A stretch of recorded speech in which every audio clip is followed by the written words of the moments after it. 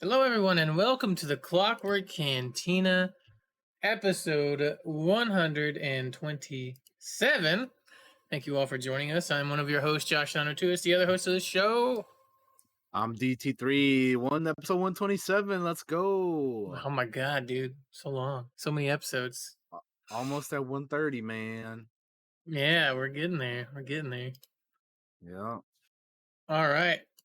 How we doing, everybody? Hope you're all doing well. Thank you for hanging out in the chat with us. Sorry for the billion ad breaks that I run before we actually get started, but I run them to turn off the pre-rolls. So appreciate you guys sitting through those. Nothing happens anyways other than just some pixel music plays. So yeah, today originally this show was gonna be us ranking some of our best gaming companions, right? That's what the second part of the show was gonna be. Yeah. However, we have changed plans as We of pushed that back until next month yeah, because because of the Industrial Light and Magic doc that came out on Disney Plus, right? And yep. DT3 watched it and he told me, he was like, "This is good, man. I kind of wish we were talking about this week." And I was like, "You know what? Let's do that then." And I binged all Yep. 6 episodes. Hell yeah, dude. So that's what we did. Which, We ended by up the watching way, that. yeah, so as you can tell from that, you guys should watch it if you haven't. Mm-hmm. It's pretty dope. It's pretty dope. But yeah, let's just hop into it here. DT, what have you done this past Wait. week? What have you been up to? So for the past week for me, I have been doing a lot of watching TV shows and a fuckload of No Man's Sky, dude. That's pretty much been my week. So I play a little bit of Grounded. Rewatched John Wick 3 because there's a few people who hadn't seen it. So I was like, you know what, let's just watch it again. I could watch the John Wick movies whenever because they're all fantastic. Um, Played a little bit of Fortnite. I played and beat on stream Raji, an ancient epic. Fun game. And then, like I said, I played like No Man's Sky for so much of my weekend and week. And while I was playing that, I watched the first 2 episodes of the second season of Primal. Uh, the first 3 episodes of season 3 of Harley Quinn, which I'm enjoying this season. But man, well, that's spoilers, never mind. And then I binged and caught up to the newest episode of Westworld. So I am fully caught up on Westworld right now. All 6 episodes, fully caught up. Even the one that came out yesterday, I watched them all. So I'm up to date on Westworld, and we're gonna be doing an episode on that. So stay tuned for that, everybody, because we will be doing one on that. But that's pretty much been my week, man. Just TV, catching up on TV shows and playing a bunch of No Man's Sky, which I'm enjoying No Man's Sky. But dude, sometimes as I'm playing through these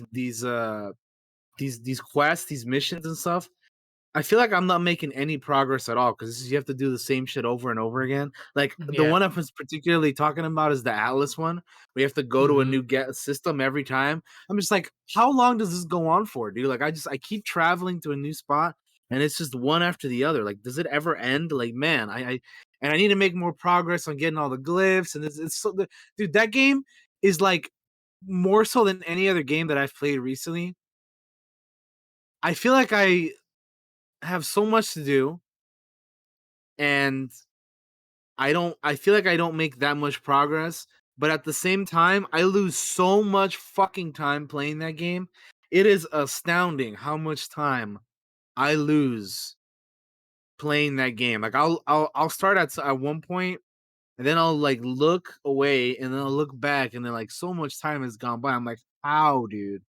How does this game just eat away at your time like this, man? So in other words, I'm enjoying the game, but man, it is crazy how quickly you lose time to it. And I wish that I was making more progress than I am because dude, it just does not feel like I'm making that much progress. But anyway, that's been my week. No, I got you. I got you.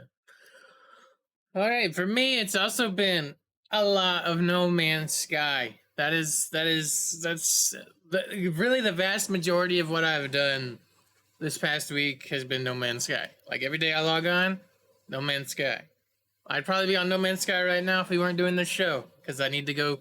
I need to go check my farms and sell my activated indium and all that stuff to make money. So, uh, but we're doing the cantina right now, so that's what we're doing right now.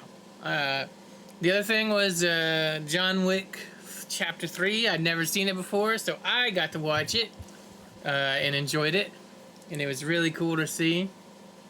Um, and the other thing is, let's see, how's the best way to address this? I guess we'll just say it. I had an acquaintance that used to be a friend that I've known for like since I was like 15, 16, and that we haven't really. There was like a falling out. We weren't like really friends anymore, right? Kind of deal, but still knew him and like that kind of thing. And I got news during the week that that person had passed away, which sucks, right? Because any hope of ever having, ever making up or having uh, any kind of way of like being friends again, that's just gone forever now, right? So that happened this past week, and it got me thinking about like because this person was, around my age. It got me kind of thinking about losing people and taking better care of myself personally. So we've kind of restarted our diet again to try to be like, you know what, I don't want to die young. I want to live. I want to enjoy all the cool movies and video games and doing this podcast with DT3. So if you're okay with me getting real for a moment, and that's kind of what we're doing. We're back to dieting again. I started yesterday. I went and I bought a bunch of groceries. I'm cooking at home again, and just trying to do better. Like COVID really made us pack on the pounds. I know for a lot of us, packed on the pounds, and Oh it's yeah. time to try to do a little bit better. And that just got in my head the last few days, I guess, because of that, losing an acquaintance, a one-time friend. It's really weird.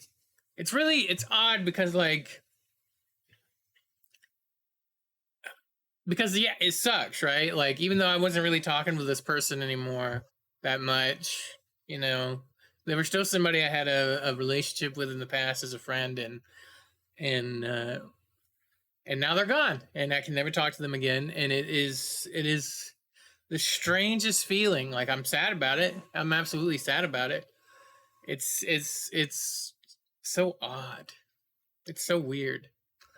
Like Stuff like that tends to make you think about mortality and all that. So yeah, yeah. it's Gets in your head. understandable. Yeah, no, Gets in your head. And I was like, yeah, do I for want to sure, talk man. about this? But I think it's important to talk about it because it's like, Yeah, absolutely, absolutely, it is, man. You um, for sure, because like, because those thoughts do enter your mind, and you're like, man, like hmm because I know, like I've had that happen as well in the past. It's like, well, you know, that happens, and then yeah, you just can't help but your mind kind of just like attacking you with that, right? And you're like, well, shit, like like what do I do? What do I, hmm like for me personally, I know that I tend to keep most of that shit internally, yeah, uh, which probably isn't the best thing to do, but that's how I do it. That's how I handle it. That's how I take care of things. But I think it is important if you're, and I'm, I think it's cool, Josh, that you feel comfortable enough to speak about it here, especially so publicly, in front of yeah, everybody and absolutely, anybody who listens to this and watches this and all that. So yeah, no, it's definitely.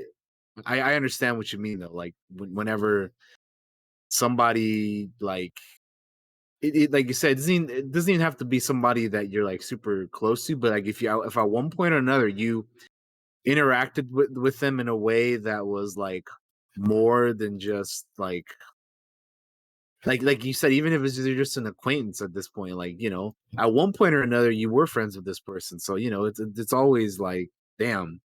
And then another thing, like you said, they were close to your age, right? So it's like, man, yeah, man, I understand, dude. Those thoughts are like kind of, I guess, inevitable, right? Like eventually it's just you're just gonna start thinking them. So I get you. I understand, man. So yeah, definitely. I think it's a good thing that you're comfortable about talking about this, and and also I applaud you for making an effort at trying to do better for yourself, because I think that's something that like all of us could do, and not everybody does. Because yeah, dude, I mean, honestly, this pandemic has not been kind to any of us. No. And again, to get real for a second, we've all lost. I I I, I don't want to say we all have, but I want to say that we either all have lost somebody or know somebody who has lost somebody, or like this has all affected us in one way or another these past few years. So it hasn't been easy on anybody. Hmm. um like yeah, it's been rough, man. These past few years, this pandemic and everything that it has brought has been very difficult in some moments, for sure. So you know uh yeah, I definitely understand that. And then I hope everybody out there, if you're listening to this, or you're watching this, you first of all, I'm proud of you for making it, for still being around with us, because I know, because for even like not like well, that's probably not the best way to put it, but there, from one reason or another, for multiple reasons, people are no longer with us, whether that be uh mental health reasons, or for actual, like, you know they caught COVID, and it messed them up so bad that they couldn't recover from it, or again, for one reason or another. There's multiple reasons why people are no longer with us, but I applaud you all for staying strong throughout all this, for still being here, and for because yeah, it's been a rough past few years, man. And yeah, not everybody has stuck around and made it around, man. So yeah, I just wanted to add that in real quick, but No, go I ahead and got you. I continue got you, with my what you brother. had to say, Josh. No, I was just gonna say, like, one last thing is, like, one of the things I love about doing this show is that we talk about these types of things, right? We talk about our mental health and getting better, and it's like, For sure. uh, I care about the people in our communities because I have community. DT's got a community. We're part of the Blind Wave community. We came from there. We have friends there, Yeah. and one of the things that I always wanted to do with this show was like give people a safe place, right, where they can talk about how they feel, or feel like they belong and that type of thing. And I do care. So, you know, I just wanted to say that. You're not alone out there, guys. We're all in it together. And we love you. All right. Enough of the hard shit. Let's get into some of the fun stuff, shall we? Let's get into our gaming news, DT. What do we All got? right. So for the first piece of gaming news that we have here is something that brings me great disappointment, sadness, Oh, Lord. and it was I know, but we said let's go to the fun shit, right? Yeah, the fun shit's gonna have to wait, god damn it, because we have to talk about some more heartbreak, and that is that the Star Wars Knights of the Republic remake has been paused indefinitely amid a studio shakeup. So this is coming to us from a report from Jason Schreier over at Bloomberg. Oh, this makes me sad. Yeah, this Uh, one hurt. This one hurt when I it, saw it. it I was did. like, Yeah. no. So the remake of the 2003 role-playing game Knights of the Republic is delayed indefinitely as developers at Austin, Texas-based Aspyr Media try to figure out what comes next. Aspyr abruptly fired the game's art director and design director this month. In a series of meetings throughout July, Aspyr's two studio heads told employees that the project is on pause and that the company will look for new contracts and development opportunities, said the people who were not authorized to speak publicly about the situation. The game was announced last September and has been in development for nearly 3 years at Aspyr, uh, which we know Aspyr has been best known for previously for bringing existing video games to other platforms. Like, they're usually more of a port kind of Mm-hmm. studio. So they port stuff from like iOS or like older systems. to the current modern consoles and whatnot and everything. But apparently on June 30th, Aspyr finalized a demo of the game known as a vertical slice to show production partners at Lucasfilm Limited and Sony Group Corporation. The devs were excited about it and felt like they were on track, according to a person familiar with the project, so they were shocked by what happened next. The following week, company fired uh, design director Brad Prince and art director Jason Miner. Neither responded to requests for comment, but Miner suggested on social media page that his dismissal was unexpected. Aspyr studio heads told staff that the vertical slice wasn't where they wanted it to be, and that the project would be paused, according to two people who were in the meeting. One person familiar with discussions suggested that a disappropriate amount of time and money had gone into the demo, and that was the project's current course, and that the project's current course wasn't sustainable. Another point of contention may be the timeline. At the outset of development, Aspyr told staff and partners it would release the game by the end of 2022. According to two people familiar with the production, developers said a more realistic target now would be 2025. Oh man, this one hurts, man. This is rough, dude. What do you make of this, Josh? Because I like, honestly, oh god, honestly, if I was SBR, I'd be like, Sony, help me. PlayStation, help me. Lucasfilm, help me, please. Go get some help. You know what I mean? Like, yeah. I mean, you're already working why are with we these people, right? pausing? You've already invested a huge amount of time and money. Why are we doing a pause? Are you pausing while you look for somebody to fill those roles? Also, I would love to see this vertical slice that seems to have resulted in the dismissal of two of the top people working on this game. So I'm Yeah, genuinely curious to be like, what did they see in there that made them like, ooh, maybe we don't like where this is headed, type and deal, that and again, this is Aspyr themselves. I guess before they even showed it to Lucasfilm and Sony, right? right? That were like, So oh, So like I don't know, man. Like this is Aspier's first. Like we're remaking a thing and not porting a thing. I yeah, feel like if I was somebody that invested in this project, which obviously it's Sony and Lucasfilm is obviously involved as well. Like I feel like I'd be keeping a closer eye on it and also giving them as much support as they possibly needed. This kind of yeah, seems like, and I don't know if Sony does that.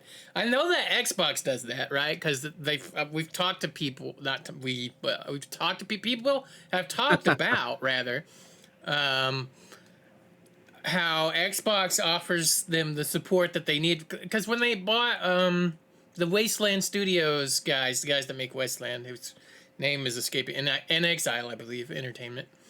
They talked about how Xbox gives them all the freedom in the world that they want, and if they need support, Xbox is there to give them support, money, time, whatever they need, type of deal. Is Sony doing that with this, or was this just like, how can we lose? We give them the money and let them go. That seems yeah. kind of stupid if that's what happened. Because for me, it'd be like, we invested a lot into this project. I kind of want to keep a close eye on it and give them the support Yeah. that they need. Especially when this is their first time remaking a game that's not a port. Exactly. And not only that, but for a game as big as KOTOR, come on, man. Come on. Fucking help him out with this, dude. This cannot happen, bro. Why are we letting this happen? Somebody needs to get in there and do something about this, man. I pause indefinitely. This article from Bloomberg states that they're going to be Aspyr is going to be searching for other projects in the meantime because they're putting this on the back burner, man. Like, are you kidding me? No, no, we need to figure this out. Figure this shit out, man. That's the other thing. Damn. Why is it on the back burner? I don't get that either. You've put so much time and money in this already. Man, salvage what's left. What are you doing? Don't just leave it there. I don't get that either. That made no sense. Maybe they are looking for people to take over the project or something. I don't know. But what a disappointment that is to hear. Honestly, such a big disappointment. Uh, I don't know, man. It is very disappointing to hear, though. For sure. Yeah. But we've talked enough about fucking sad shit. So let's move on to something a little bit more because I talking about that is gonna disappoint me even more. So another article from Bloomberg is we're talking about Grand Theft Auto 6 and what Rockstar Games has in store for this new one. So apparently, Rockstar Games is going with a new tone and a change of direction for Grand Theft Auto 6 and will probably feel very different from its predecessors. Uh, so a lot of this is due to some of the changes that the company has made itself, um, like in house with the way that they do things, and they're also going to be not really well. I guess they are, but the way that they are going about this game, right? Like Mm-hmm. they're, which by the way, because of all of this news, like of course everybody on the internet is losing their minds with what they're doing here. And I know I haven't said what the changes are yet, but like it's insane how people can just completely shit on something when like it's just like so far from the truth. But anyway, so this report from Bloomberg that talks about Rockstar Games is that they GTA 6 will have a pair of characters loosely inspired by the infamous robber duo Bonnie and Clyde. The female character will be a Latina, and the game story will take place in the fictional version of Miami, Florida, and its surrounding areas. The game is planned to come out sometime before March 2024. But some devs told Bloomberg that they're skeptical the date can be hit. Bloomberg's report also says that the game's map was originally planned to encompass huge swaths of North and South America, but the Rockstar dialed back their ambitions and added and planned to add more areas and cities post launch. But this is all with a culture shift in the company, because as we know, a lot of the video game industry has unfortunately been plagued with like you know certain allegations of things, um, and Rockstar was hit with abusive behavior allegations. Uh, so Rockstar has been like trying to improve working conditions internally. The studio is trying to be more culturally sensitive, uh, particularly since American culture has become a parody of itself in modern times. Uh, and as GTA has always been, it's always kind of been this parody of American culture from the beginning. Um, and the way that those games are. So I guess by having a playable female lead, they're gonna try to maybe correct some of that stuff that they've done in the past. Mm-hmm. Um, but yeah, we'll see what they end up doing. But I mean, to be honest, like that sounds cool and all, but man, I just like whenever we talk about Rockstar, I just am infinitely disappointed. I know this isn't even talking about GTA at this point, but it still relates because of Rockstar. Mm-hmm. But I'm just infinitely disappointed at their just utter like disregard and poor managing of Red Dead Online, dude. Like that could have been so good, like even better than it was, and they just never put in the just amount of resources and time that they did for GTA Online, and it's one of the most disappointing things that they've ever done, in my opinion. I agree. But but anyway, yeah, this GTA 6 news is fine with me. I mean, I think for like we always speculated for the longest time that it would be kind of like a return to Vice City, basically, with like Hmm. Miami being the setting, and we're probably gonna be going into like it's probably gonna be more like Scarface kind of, like with dealing with Cuba and that kind of shit too, I imagine. So that I suppose we will all kind of figured it would go that way. So that's cool. I'm kind of glad to see that that's what's happening. Um, I kind of dig the whole Bonnie and Clyde thing, like because the last game they're like, oh, you get to play as not one character, but three different characters, right? Yeah. And that was kind of cool. And so it's like, well, what are they going to do for this next game? And so apparently we're going to have, a guy and a girl we're going to be playing as. So I'm fine with that.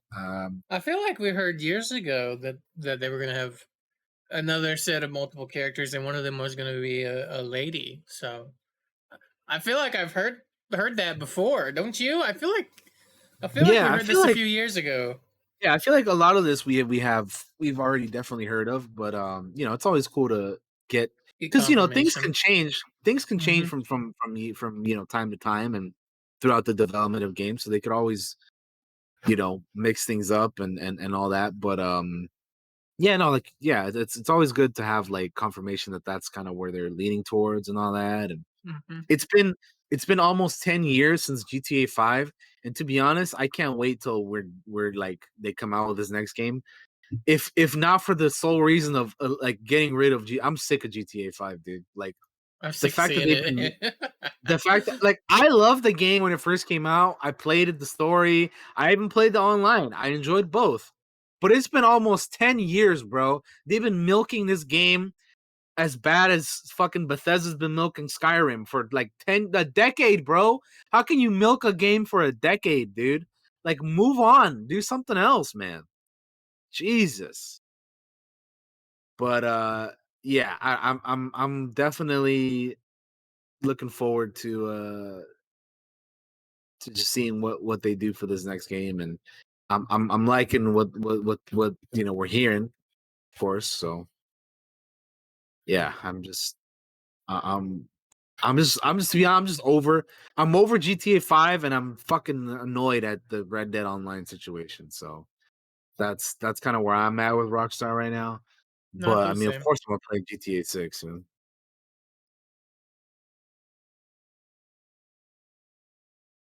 Yeah, All I don't really have anything to add on to that, really. So we can move right. on. The next thing we have here is we have another we have a delay of a game, right? This one is for Warhammer 40K Dark Tide, which damn it, I'm disappointed because this was supposed to come out like a few days after my birthday, and they moved it back. How dare they? Uh, Hmm. so on July 28th, uh, Warhammer 40K Dark Tide put out a tweet, which was an update for Dark Tide to the community, saying that they were going to delay the launch of Warhammer 40K Dark Tide to November 30th for PC, Xbox. Uh, and this is what they said in their image. Delaying a game is perhaps one of the most difficult decisions a developer faces, and one we are not excited about making. Still, we hope this speaks to our commitment to taking the time necessary and doing whatever it takes to get you the best possible game. While we have been humbled by the great feedback on the game so far, we also need more time to improve stability, performance, and to mature key systems. Each is critical to making sure we have the best possible experience for you, the players. We also want to invite you on this journey. Soon, we will start a series of technical tests and betas in advance of our launch. To ensure we deliver the best version of that game, if you'd like to participate, you can sign up for a chance at darktide.live/signup. Thank you thank you all for the excitement and appreciation you have shown us thus far. It really does mean the world to us. Martin Walland, CEO and co-founder. So that's what they had to say. So I know we say this all the time, but we don't really mind the delays, right? Like it's just Mm. it is what it is. As long as they improve and continue to make the game better, I'm okay with it. But at the same time, like, man, it would have been cool for it to come out when it was going to come out. But I mean, I don't really care ultimately. Um, so yeah, I just this is fine, I suppose. I don't really, Yeah. I don't really. Delays is just one thing that I like. Delays like this, I don't really feel like strongly about one way or another because, yeah, I mean, as long as they can, you know, it is interesting though that they're pushing it back like another what, almost 2 months? No, over 2 months.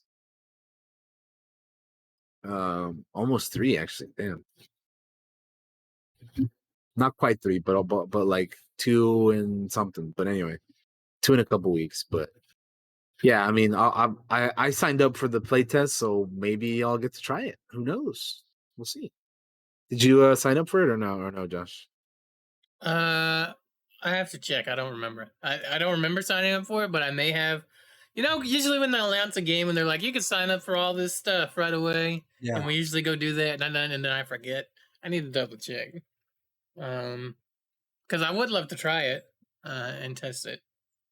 Yeah. Because I think I've done it with like some of the other Warhammer, like Vermintide and stuff. So Yeah. I was looking. Yeah, obviously I don't mind delays, but obviously I am disappointed because I was like, oh, I can't wait to play this, and now I gotta wait a little longer. But that's fine. It's whatever. Mm. Yeah. Yeah. Yeah. Yeah. All right, what's next, sir? All right. The next thing we got here is that we have a trailer for The Lost Wild. Let's check it out, shall we? We shall. So when you're ready, I'm ready. we can count it down on three, two, one, a play.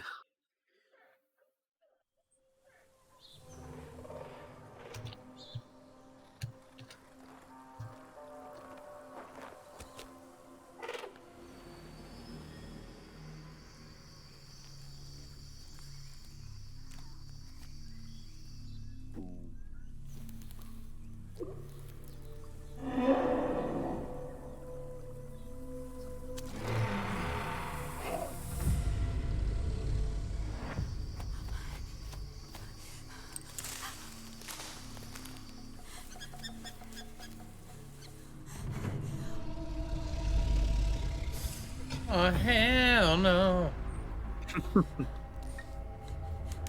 I haven't actually watched this trailer yet. I know I I haven't was either. It like, looks cool though. I gave it to Jake and was like, you need to watch this.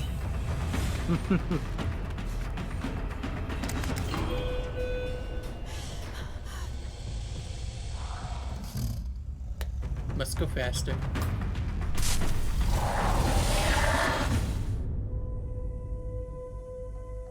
Looks pretty neat. Yeah, I think that looks pretty cool. I as you can see in the trailer, it says you can wishlist it on Steam. So I did that, and the game has a release date of 2024. So we're 2 years away from this game, I think. Gonna be a gonna be a little Gonna be a while little on while. it, but Yeah. still pretty exciting. Yep. I think it looks good. And this trailer, yeah, definitely looks intriguing. So we'll be checking that out. That's coming to us from Annapurna Interactive. I believe this is one of the games they had at their most recent thing they had where they're showing off some stuff coming up for them. So yeah.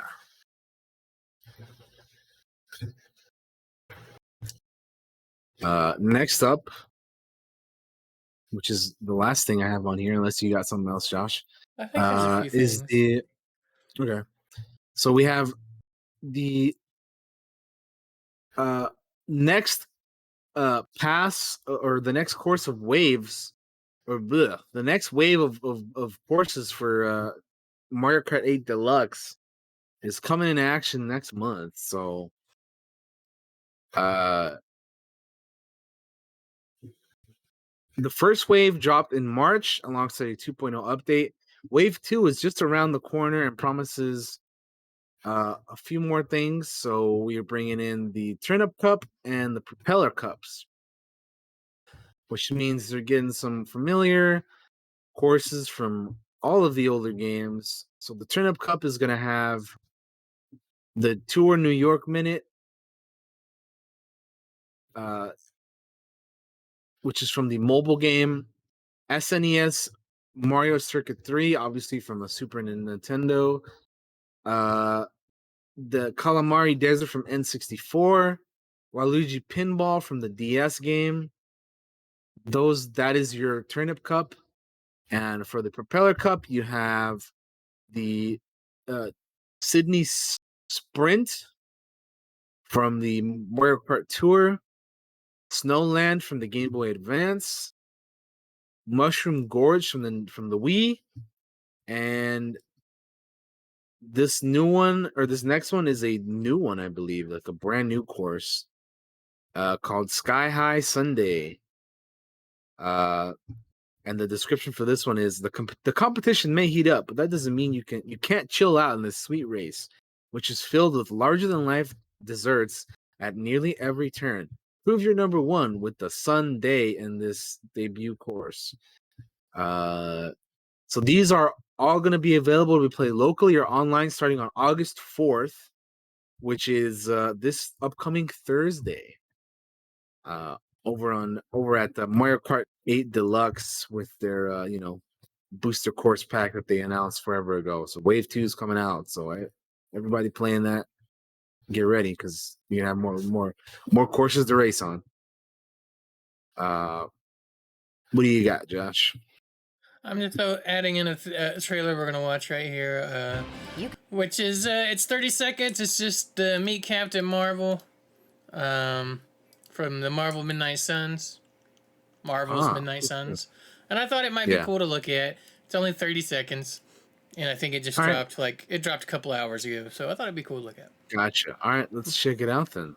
So counts down. Marvel's Midnight Suns. Meet Captain. This is a hero spotlight for Captain Marvel. Let's check it out. 3, 2, 1, play. You can call me Captain Marvel. You know what they say, all work and no play is how we ended up with Ultron. She looks pretty cool. All right, let's do this. Oh, you know what? With the black and gold, she makes me think of Dr. Fate. A little bit. Yeah, I can see that. Yeah, it was just a quick little look. I like the little Meet the Heroes videos. Little hero spotlights. Yeah, it's not bad. It's not bad. And the only other thing is, like, I'm not even gonna add this into the topic, but like, on Wednesday on YouTube, the Pokemon YouTube, they're gonna have an update on all the games and video games, on all the apps and video games, including Pokemon Scarlet and Violet. So if you're interested in that, Wednesday, August 3rd, 6 a.m. Pacific time. You can check that out. We will be talking about whatever they reveal next week, I'm sure. Exactly. So stay tuned for that next week because we will be talking about it. But we can move on. All right, well, let's move on then. We have some TV news to talk about now. So we can go ahead and do that when you're ready, Josh. Let's go for it. Let me switch our news thing over. And there we go. We're good. All righty.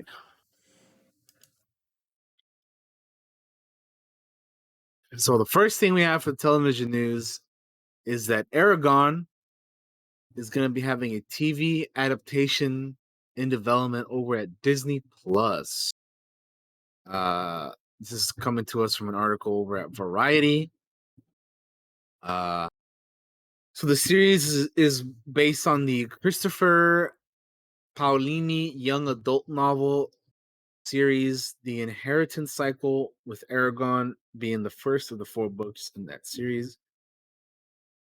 Paolini will serve as a co-writer and executive producer on the series. This has been a long time coming, Paolini said in a statement posted on Twitter. I can't tell you how many conversations, meetings, and messages were needed in order to reach this point, and we're still just at the beginning. However, none of this would have been possible without everyone who has read the book, supported the tweet storms, and participated in this fandom over the years. So a huge thank you from me to every Algazian. I don't know how to say that, but anyway, I'm quoting what he said in his tweet. You brought the thunder is what he says. So Aragon was first self-published in 2002 before it was republished in 2003. And previously was a movie in 2006, which I personally have not seen, but I hear it was a pile of dog shit. Josh, have you seen the movie or read the books of Aragon? I've actually read the first couple books back when I was a wee lad. I don't even remember when the books came out. Oh, first published in 2002, I guess. So yeah, back when they first came out, I read, I believe, the first 2 books. And they're okay. They're fine. They're okay. The movie's terrible. I've always heard that. I haven't seen it. I've seen parts of it, and it just does not look good. And yeah, I think a series though on Disney Plus could be really interesting and neat if they do it right. Honestly, I mean, it can't be worse than the movie, right? I mean, it is true. It can't get much worse than that. I'm curious about because we like fantasy shit, so this is a fantasy type of deal, right? Like, I mean, like, how could I just this is gonna live and die on its budget, right? Like it's like depending you got to make that dragon or the dragons in this series look good. Otherwise, it's just not gonna be. It's just gonna be dog shit. So no matter what, like it's very important that you get dragons to look good. So could be cool. Could be cool. Yeah, we'll have to wait and see, I suppose. But again, it can't be worse than the movie, I think. I mean, and the thing here is this has got Disney money in it though. Disney's betting on this, obviously. Yeah. So that kind of gives you a little bit more hope. Who made the movie? I need to look that up because Disney compared to whoever did it last time was 20th Century Studios and Film Flex. So yeah, I feel like you can only go up. If you're already at the bottom, you can only go up, right? I mean, there's no way you can go even lower, right? I mean, if you go lower than the movie with Disney money and all this, it's like, come on, man. And not to be a shitbag, but like when you look at that cast there, like there's only a few names that I'm like, they're good actors. And like, you know what I mean? Like I was it's funny you mentioned that because I was looking at the cast, I'm like, dude, they had Jeremy Irons, Rachel Weisz, John Malkovich, Garrett Hedlund, and like Jaimon Hanzu, dude. And this movie was still a stinker. Like, come on, man. How do you mess this up? Your main star was I have no idea who that dude is. So Ed Spiel. Yeah, was this kid in anything ever again after this movie? Like, I don't know, dude. He's an Outlander, I guess. Oh, good for him. I don't know. Like, yeah, I don't know. The movie's trash. So anyway, I never watched the movie, but just looking at the cast, I'm like, man, how'd they mess that up? But anyway, that's the Aragon news. Again, I've never read the books or watched the movie, but I've I You can hear always people talk to like the book, Fives. Pretty sure and it's they hate the movie. Fives' favorite books. Our boy Oh, Tyler. is it? So Huh. I think, or it was. I don't know if it still is at one point. I feel like Oh, maybe he's excited for this, or maybe he's scared. I don't he probably doesn't even know it exists, knowing that boy. know. Maybe he gonna find out soon enough if he really does like Aragorn. Anyway, moving on. Kristen Ritter is gonna be starring as the new main character in Orphan Black Echoes, which is the spin-off Orphan Black series over at AMC. Um, Orphan Black, the original, is fucking awesome, dude. If you guys never watched it, it was a Canadian series, I believe, which has our She-Hulk Tatiana Maslany in it, and that show, Orphan Black, is why I'm so very much a big fan of Tatiana Maslany, and why I am excited. I was excited for her when she was cast as She-Hulk in that show. If you've never seen Orphan Black, please do yourself a favor and check it out. This show ran from 2013 to 2017. It's a 5-season show with 10 episodes each, so you have 50 episodes total because each season has 10. But it's so good, man. It's like a sci-fi. Well, maybe not sci-fi. It's like a science fiction. Well, yeah, sci-fi thriller. Let's call it that. Uh, yeah, really good stuff, man. I strongly recommend if you've never seen it because it's fantastic. But yeah. So they're coming out with a spinoff over at AMC, and Kristen Ritter, Jessica Jones herself, will be playing the main character. I think she's like a good fit for this. I think it makes a lot of sense. There's going to be a 10 episode season for 2023. And she's going to be playing. Kristen Ritter is going to be playing this character called Lucy, a woman with an unimaginable origin story who is trying to find her place in the world. And this is not the first time that Kristen Ritter is on AMC because she was previously the character Jane Margolis in Breaking Bad. But yeah, I really enjoyed Orphan Black, so I'm very curious about what they're gonna do with this one. But yeah, I don't think you've seen Orphan Black, right, Josh? No, I So haven't. I was actually just looking to see if there was a place I could watch that, and uh, it's not streaming anywhere apparently. So I have to figure something out. really, Check it out. Yeah, I looked at yeah, Just because that Watch, and it show, was like, yeah, you can watch it all these places if you buy it. And I was like, mm, okay. yeah. Oh, yeah, I don't know. That seems kind of strange that they're not streaming it anywhere. Because I watched it on, was it Netflix? I don't know. I forget where I watched it, but again, if you can watch it, check it out because it's fantastic. It's really really good. But anyway, uh, we can move on. Let's go. Speaking of Netflix, The Witcher season 3 halts production due to COVID. Uh, they have halted production. Uh, Henry Cavill tested positive for the virus.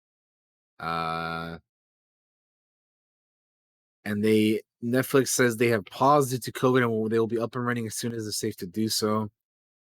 This isn't the first time they've had to shut down due to COVID. They previously halted filming on season 2 in 2020. Season 3 does not even have a premiere date yet, but they're still trying to film. But again, they've been the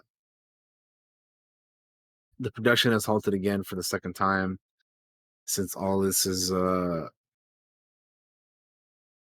been going on. It was rumored that Henry Cavill would show up at San Diego Comic-Con for the DC stuff, but obviously he was nowhere to be found. Uh, but yeah, I don't know. I know that Josh and I were also not the most what's the word? We weren't the biggest fans of The Witcher season 2. I mean, to be quite honest with you guys, I have not really been a big fan of the show as a whole this entire time. I think like the show has been for me completely underwhelming so far. And I say that, and I really like Henry Cavill. I want him to return as Superman as much as anybody. But the show has just been like it just hasn't hit, dude, for me. Like I I, when I think of The Witcher, I'm always gonna think of, you know, the games. I know that some people are gonna think of like, the proper source material as well, but like for me, I haven't played the games and all that, and just, you know, haven't experienced that trilogy of games. That's what I, always come to first. And I know it's not really fair to compare the stuff, but I mean, it's, when the games have done a much better job in my opinion than the shows, it's kind of difficult not to when you Mhm. know that's the case. So obviously I'll continue to watch the show whenever season 3 is going to come out, but I think I feel kind of like I find myself like this is a common thing for me with like Netflix shows nowadays. I feel like for Stranger Things, for Netflix, I'm just not enjoying them as much as everybody, the rest of the world is. I feel like the only Netflix show that I'm really like high on right now is Cobra Kai, because everything else is just kind of like, eh. Cobra Kai, Cobra Kai, Like Cobra I'll Kai. watch The Witcher. I'll watch. I mean, Stranger Things I enjoyed, but it wasn't my favorite. Like I definitely did not love it as much as everybody else. I know I keep saying that too, but I just again I just am not really down with a lot of Netflix stuff these days. Well, But my anyway, thing with Netflix is they charge you an arm and a leg, and I just really don't feel like they're delivering on their end. Like a lot of their yeah, content for me is just not that good. Like I liked the new season of Stranger Things and Cobra Kai. Is that enough to keep me subbed for months at a time at almost $20 a month?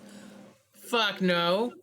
Why would I do that? That's stupid. You got to keep me giving me good content, man, or you're not gonna get the moolah.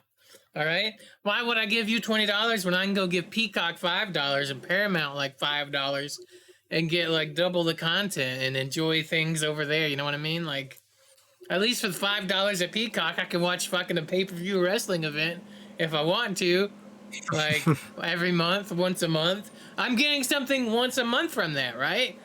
What's Netflix giving me once a month? That's really good. Nothing, and they're costing me nothing. almost triple the price. So, like, Yeah, you know, I'm sure those other, I'm sure the other ones are going to increase their money too. But while it's cheap, I but can for right compare it. now, Yeah, yeah, exactly. for You know what I sure, for mean? sure, I understand. Yeah, no, I had to cut off Netflix, man, because yeah, they're just not bringing the heat like they used to, in my Too opinion. too expensive. And yeah, for a lot of people too, apparently, because we've talked about how much the numbers to them have dropped. Well, I tell So you what, they're going to drop some more after Cobra Kai drops. Because once I watch Cobra Kai, I'm dropping Netflix for a little while. yeah. Well, speaking of Netflix's competition, let's talk about what's coming to Disney Plus this month in August. Uh, so on August 3rd, which is on Wednesday, we have Alice's Wonderland Bakery, season one, 5 episodes. The Ghost and Molly McGee, season one, 5 episodes. The Lightyear movie, which I am gonna be checking out because have wanted to watch that movie, but I didn't go to the theaters to watch it, so I'm checking that out. I want to watch that. Marvel Studios Assembled, The Making of Miss Marvel, and High School Musical, the series. Season 3, Episode 2. August 5th, The Lion King 2019 sing along version. The Lion King 2, Simba's Pride sing along version. Old Dogs, Lego Star Wars Summer Vacation, which I try to watch. I try to check out those Lego Star Wars things that they put out. So that'll be fun, I'm sure. August 10th, Bluey, Running Wild with Bear Grylls, The Challenge, Season 1. I Am Groot. Another episode of High School Musical, the series. August 12th, Disney Summer Magic Quest, Father of the Bride Part 2. August 17th, Meet Spidey and His Amazing Friends, Season 2. She-Hulk, Attorney at Law, Episode 1. High School Musical, the series, Season 3, Episode 4. August 19th, both versions of Beauty and the Beast, the 1991 animated and the 2017 live action, but the sing-along versions. Which this is something that Disney tends to do a lot. They tend to just put out like a sing-along, which makes sense because a lot of their movies are musicals for the most part, so it makes sense. So they're bringing out both versions of Beauty and the Beast and Tangled, all sing-along versions. August 24th, Blackish Season 8, Chibi Tiny Tales, which are a bunch of shorts. She-Hulk, Attorney at Law, Episode 2, High School Musical, the series. Doc McStuffins, the Doc is 10 on August 26th. Oh man, can't wait for that, right? And then on August 31st, this is no longer true. Andor is not coming out because they pushed it back. We'll talk about that here in a minute. Europe from Above, Season 2, America's National Parks, Secrets of the Zoo, Down Under, Season 3, She-Hulk, Attorney at Law, Episode 3, and more High School Musical, the series. Which what a stupid name that is, but I'm not even gonna get on that. That's what I was chuckling at. Was like DT's gonna sit here and read this like 5 million times. High School Musical, the series. Yeah, no. So for me, I don't know what stands out to you, but for me, Lightyear on Wednesday, and the Lego Star Wars thing, and then She-Hulk. That's pretty much. I think it's. I think for me, it's mostly She-Hulk. Like I'll check out Lightyear, but I'm not super excited for it. I want to check out the little I Am Groot thing, and yeah, that's kind of like it for me. I like the Father of the Bride movies. Yeah. Those are fun. If you like Steve Martin. I'll check out I Am Groot as well. I forgot about that. But anyway, that's what's coming to us this month because they had to push back Andor. But anyway, we can move on from that. The next thing we have here is we have a trailer from Cyberpunk Edgerunners. I have not seen this yet. It's a 3-minute trailer, but I like the cyberpunk world, so let's check this out. 3, 2, 1, I play. This just came out today, by the way. Sweet. Welcome to Night City. Also, really cool transition from the static to the rain. Love it. Where chrome exceeds the flesh. Goddamn.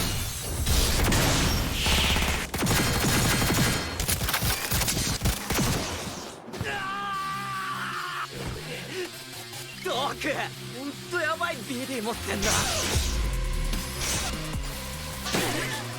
あんたにはエリートになって荒坂タワーの最上階に勤めるくらいになってほしいんだよ。Damn. Take to the edge. こいつを俺にインストールしてくれ。Based on Cyberpunk 2077. チャンスをくれ。うまくやってみせる。面倒見てやってもいい。David, Main, Dorio, Kiwi, Killer, Becca, Lucy. A lot of characters. Put the cyber in punk. Unleash your cyber psycho.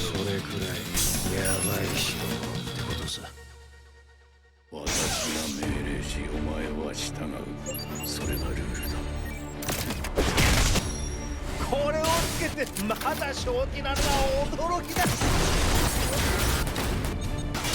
There's so much happening. There's a lot happening. It's hard to tell what's happening because shit's moving so fast. It's very dense. There's a lot going on. Lucy!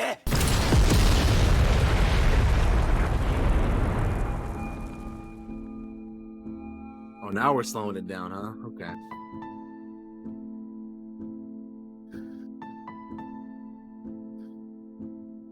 Lighting is cool. 俺が君を月に連れて行くよ。約束す Fly る。 me to the moon. Cyberpunk Edge Runners. レベッカ、立ちん払っとけ。この神カス野郎。うわ、こんなに。あんたやっぱいいわ。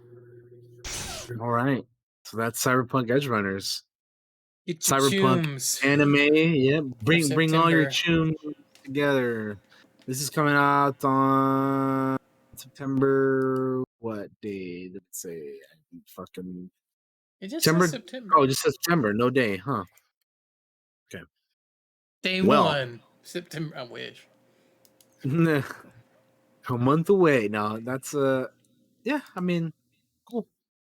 Again, I like 2077, man. The game was a lot of fun. I did not have as much issues with it as everybody else did, so I was able to play and beat the game from start to finish. And I very much enjoyed it. And I liked the characters, I liked the setting, I liked what was going on. So I'll definitely wanna, Mm-hmm. yeah, we'll see what comes of this. We'll see what people think of it, All right. All right. It's Andor time.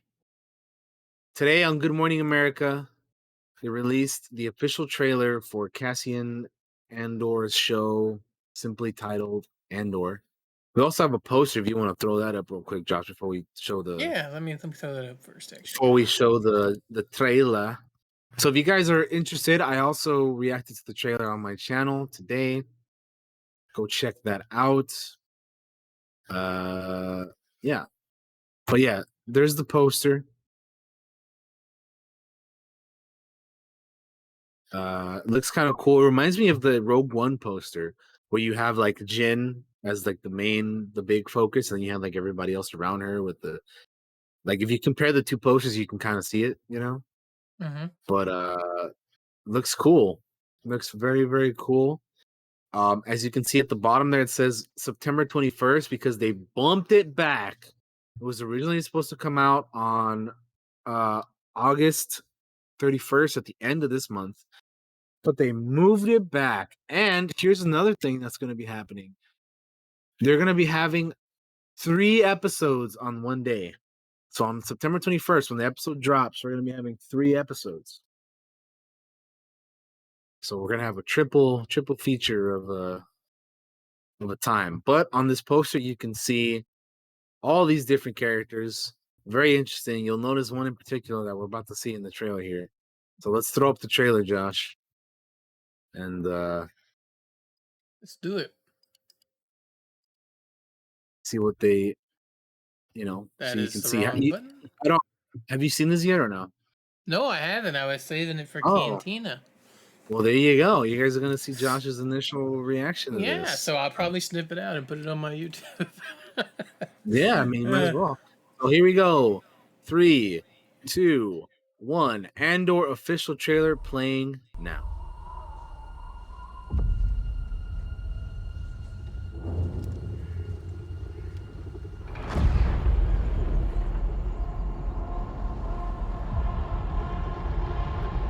Imagine you're on a planet and that flies over. That fucking shit, dude.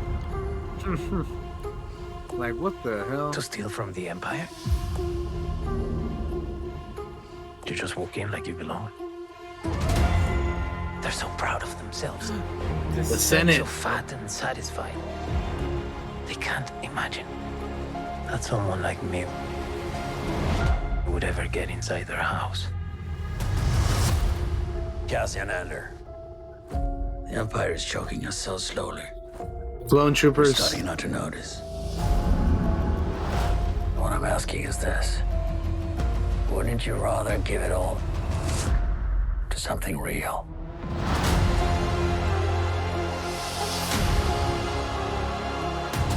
I need all the heroes I can get. For the greater good. Call it what you will. Let's call it war. There's fermenting out there, son. Pockets of fermenting. You're in my net. Are you a fish? Or are you a thief? You're slipping. I'm not slipping. I've just been hiding for too long.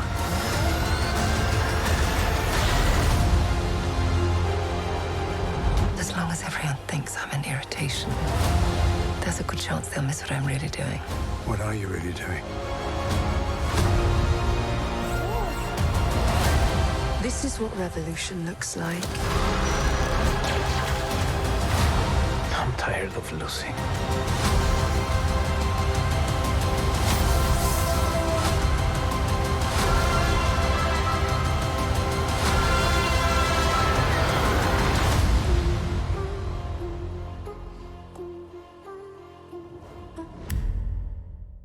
So there you have it. What do you think? Fuck, that looks awesome, dude. I can't wait. That looks great. Honestly, it really did. Like, the trailer music was going well with the action. I'm fucking in, dude. I can't wait. I'm bummed they pushed it back now. Like, but we're gonna get 3 episodes. That looks so fucking cool. Yeah, they pushed it back, but we're getting 3 episodes all on the same day. I'm so in for like some dirty ass guerrilla Star Wars fighting. You know what I mean? Yeah. Like it just looks like it's gonna be dirty, and I can't wait. We're gonna see more of Saw's partisans, which is definitely that. Like that's what they do, right? And I don't know if you noticed, but some of those dudes got literal like space AKs, dude. Like they literally just took an AK and like put it in Star Wars. Like fuck it, why not? Yeah. And they have 2 tubes from Rogue One coming back with Saw, and they have some of the X-wings that they have also from Rogue One, the black X-wings. Those are so cool looking. Yeah, there's a lot in there. Like man, what I said in my reaction was that I'm very excited for Mon Mothma and the Imperial Senate stuff. Like that, it to me is like probably the most interesting thing for me. It looks really cool. And like as you can see in certain spots of the trailer, like both Cassian and Stellan Skarsgård's character, which I don't think he has a name yet, or we don't know yet, or whatever. Anyway, Stellan Skarsgård, they have different looks throughout the trailer, which it's been said that this show we're going to be doing a lot of time jumping. So we'll see Cassian like with the long hair and the beard, and then with the short hair and the clean shaven look when he's in the Empire, and same for Skarsgård. Like when he sees Mon Mothma, he's got like the longer hair, but then when he's a rebel, he's got like the short hair and stuff. And yeah, it's gonna be interesting, man. And then we have the Ellen DeGeneres Imperial officer looking lady who I can't help it. She just like every time, dude, I'm just like, what's Ellen doing as a fucking Imperial officer? She has to be somebody important because they're focusing on her a lot, and she's flanked by death troopers. Dude, like you have to be a big deal to have death troopers around you, right? Like Krennic and Moff Gideon, that we've seen in the past, or so she's got to be and Thrawn, obviously, but so she's somebody big. And then like there's obviously going to be some Death Star connections into this, right? Because there seems to be like a lot of like workers like on the ground, like maybe they're harvesting like kyber crystals for the Death Star or something. Maybe like that's could be something that could be happening. And I really hope we get to see Cassian and his family be the separatists during the Clone Wars, because in one of the books, I think it was a Catalyst. Cassian, I guess it's revealed that Cassian and his family were separatists during the Clone Wars, and we see in this trailer like clone troopers. I don't know if they're Imperial clone troopers or if they're clones during the Clone Wars, but either way, I'm excited to see that. And Rogue One, Cassian does say he's been in this fight since he was 6 years old, right? So I want to see, we're definitely going to see a younger Cassian. So we'll see how that goes, and how that unfolds. But yeah, there's a lot of interesting stuff in this. Like a lot of it too, like looks. I say this every time I see this like stuff from Andor. a lot of it looks like obviously very Star Wars, but it feels like so much different than what we've gotten from Star Wars in the past. Yeah, Like it's just definitely has like a grimier, dirtier guerrilla warfare kind of look to it. and I'm Which about it. yeah, it's gonna be very very fascinating. But yeah, I we'll see. It's September 21st, man. 3 episodes start off with. I can't wait. I'm excited. Is there All right. I believe that'll do it for the TV news, right? indeed it will. That's all we Let's got for pop over to TV. the movie news, then, shall we? Alrighty, All right. so ready to talk about uh the movie news. Let's hit it. Sweet. So the first thing that we have for the movie news is something that I'm actually I think is gonna be fucking cool. Is that Avengers: The Kang Dynasty is gonna be directed by Shang-Chi director uh Destin Daniel Cretton. I really like Shang-Chi. I thought that movie was awesome. I It was like love the first movie. Shang-Chi.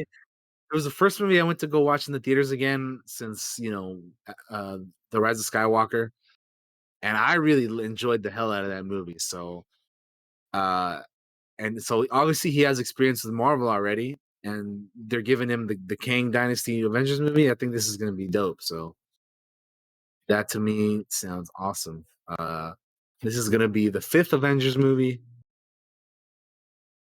uh, and one of the two that will close out Marvel's Phase 6 set of movies.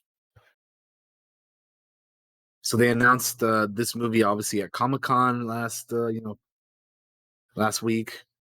But yeah, they're bringing aboard the Shang-Chi director to destined to do this one. I think it's a good choice, man. Like Mm-hmm. some of the stuff that they did with Shang-Chi was beautiful, and I like the fight scenes and the way they like even like just the stuff with like Wu and like his wife, right? When they were like when they meet and they're kind of like dancing, but it's kind of like or not or they're fighting, but it's almost like a dance, and that kind of stuff was really cool. And yeah, I think this is cool, man. I think this is awesome.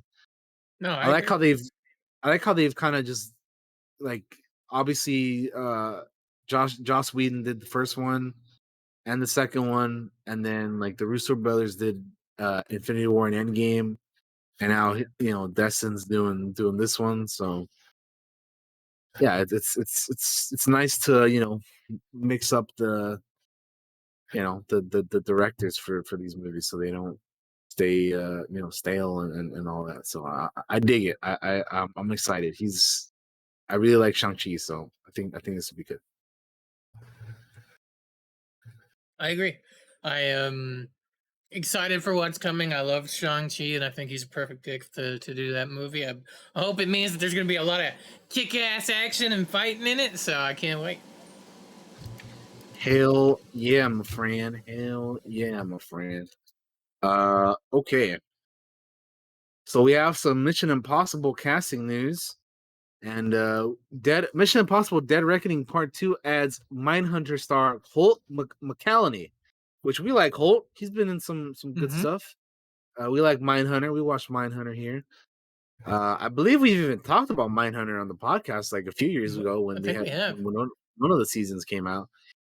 But anyway, yeah, this is he's cool, man. So having him joining Haley Atwell, Shea Wiggum, Palm Clementeff, which I didn't realize she was in this movie, but that's cool. And of course, the man himself, Tom Cruise. So that'll be interesting.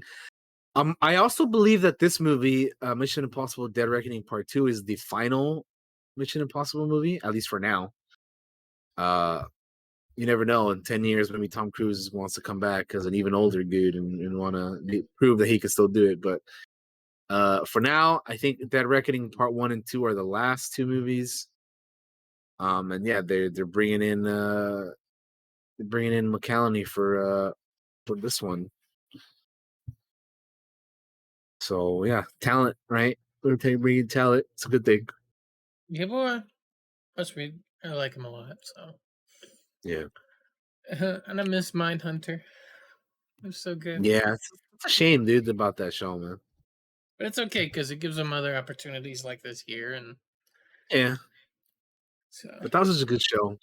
yeah, Anyway, I enjoyed it. I enjoyed it quite a bit. But yeah, I haven't seen it. uh, Still worth checking out. Like even oh, though you're gonna be absolutely, like, even though absolutely, you're gonna be like absolutely, wanting man. more of it, you're gonna be wanting more of it. It's just like yeah. Yeah, strong recommend anybody who hasn't seen it. It's great. Um, next thing we have here is something that is also kind of disappointing, I find but it interesting. We were just talking about this the other day, and this news comes out, right? We were just talking about this. yeah, because we're talking about all the video game adaptations and all that, and Mm-hmm. one of them, Tomb Raider. Well, MGM has lost the rights to Tomb Raider, and now studios are in a bidding war to claim the rights for this IP to make movies out of, to make more movies. Or MGM had until May of this year to greenlight a Tomb Raider sequel, and the window passed. So there's a bunch of Hollywood movie studios in the mix put in bids. The last Tomb Raider movie was in 2018 with Alicia Vikander, starring as a Tomb Raider herself, Lara Croft. But obviously, because MGM is no longer doing the movies, and here's the deal.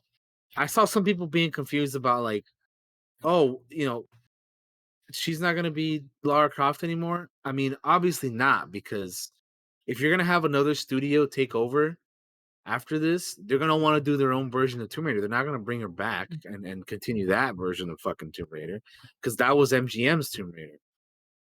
Like there was the Angelina Jolie one in the 2000s, and then there was the one from 2018 with Alicia Vikander, and I thought she was fantastic, dude. I really liked her as Lara Croft, but I don't know why they never made a sequel, dude. It doesn't make any sense to me. Because I thought that movie was decent. I thought it was good. But whoever takes over now is definitely going to want to make their own version of Tomb Raider, and they're going to want to cast their own actress, and they're going to want to do their own thing, and they're not going to continue what had already happened before. So while I think it sucks that they won't bring her back, and I also realize that makes sense, and it's smart for whoever is going to be taking over for Tomb Raider, because again, they're going to want to do their own version. But yeah, we'll see who ends up getting the rights, man. We also know that back in May, the Tomb Raider video game rights,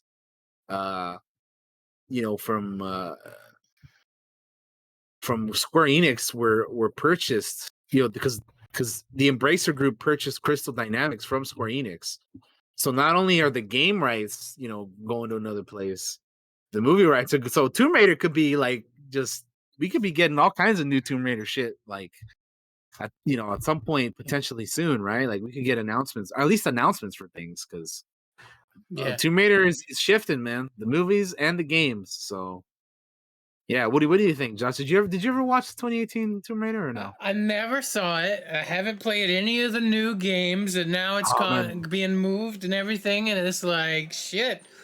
Tomb Raider's getting unburied. It sounds like like it's getting, like it's gonna reach a whole new era with new games and new film. Obviously, if it's a bidding war, people want it, right? So it means like I'm kind of curious to where it's gonna end up, and yeah, man, this sounds cool. I like Tomb Raider fine. I wasn't like a super fan or anything. I remember playing them as a kid and like trying to lock the old man in the freezer type dealio that you would do running around Laura's mansion in the video game version. So they should do that in a movie. They should lock the old man in the freezer as a joke or something. I don't know. It'll be interesting.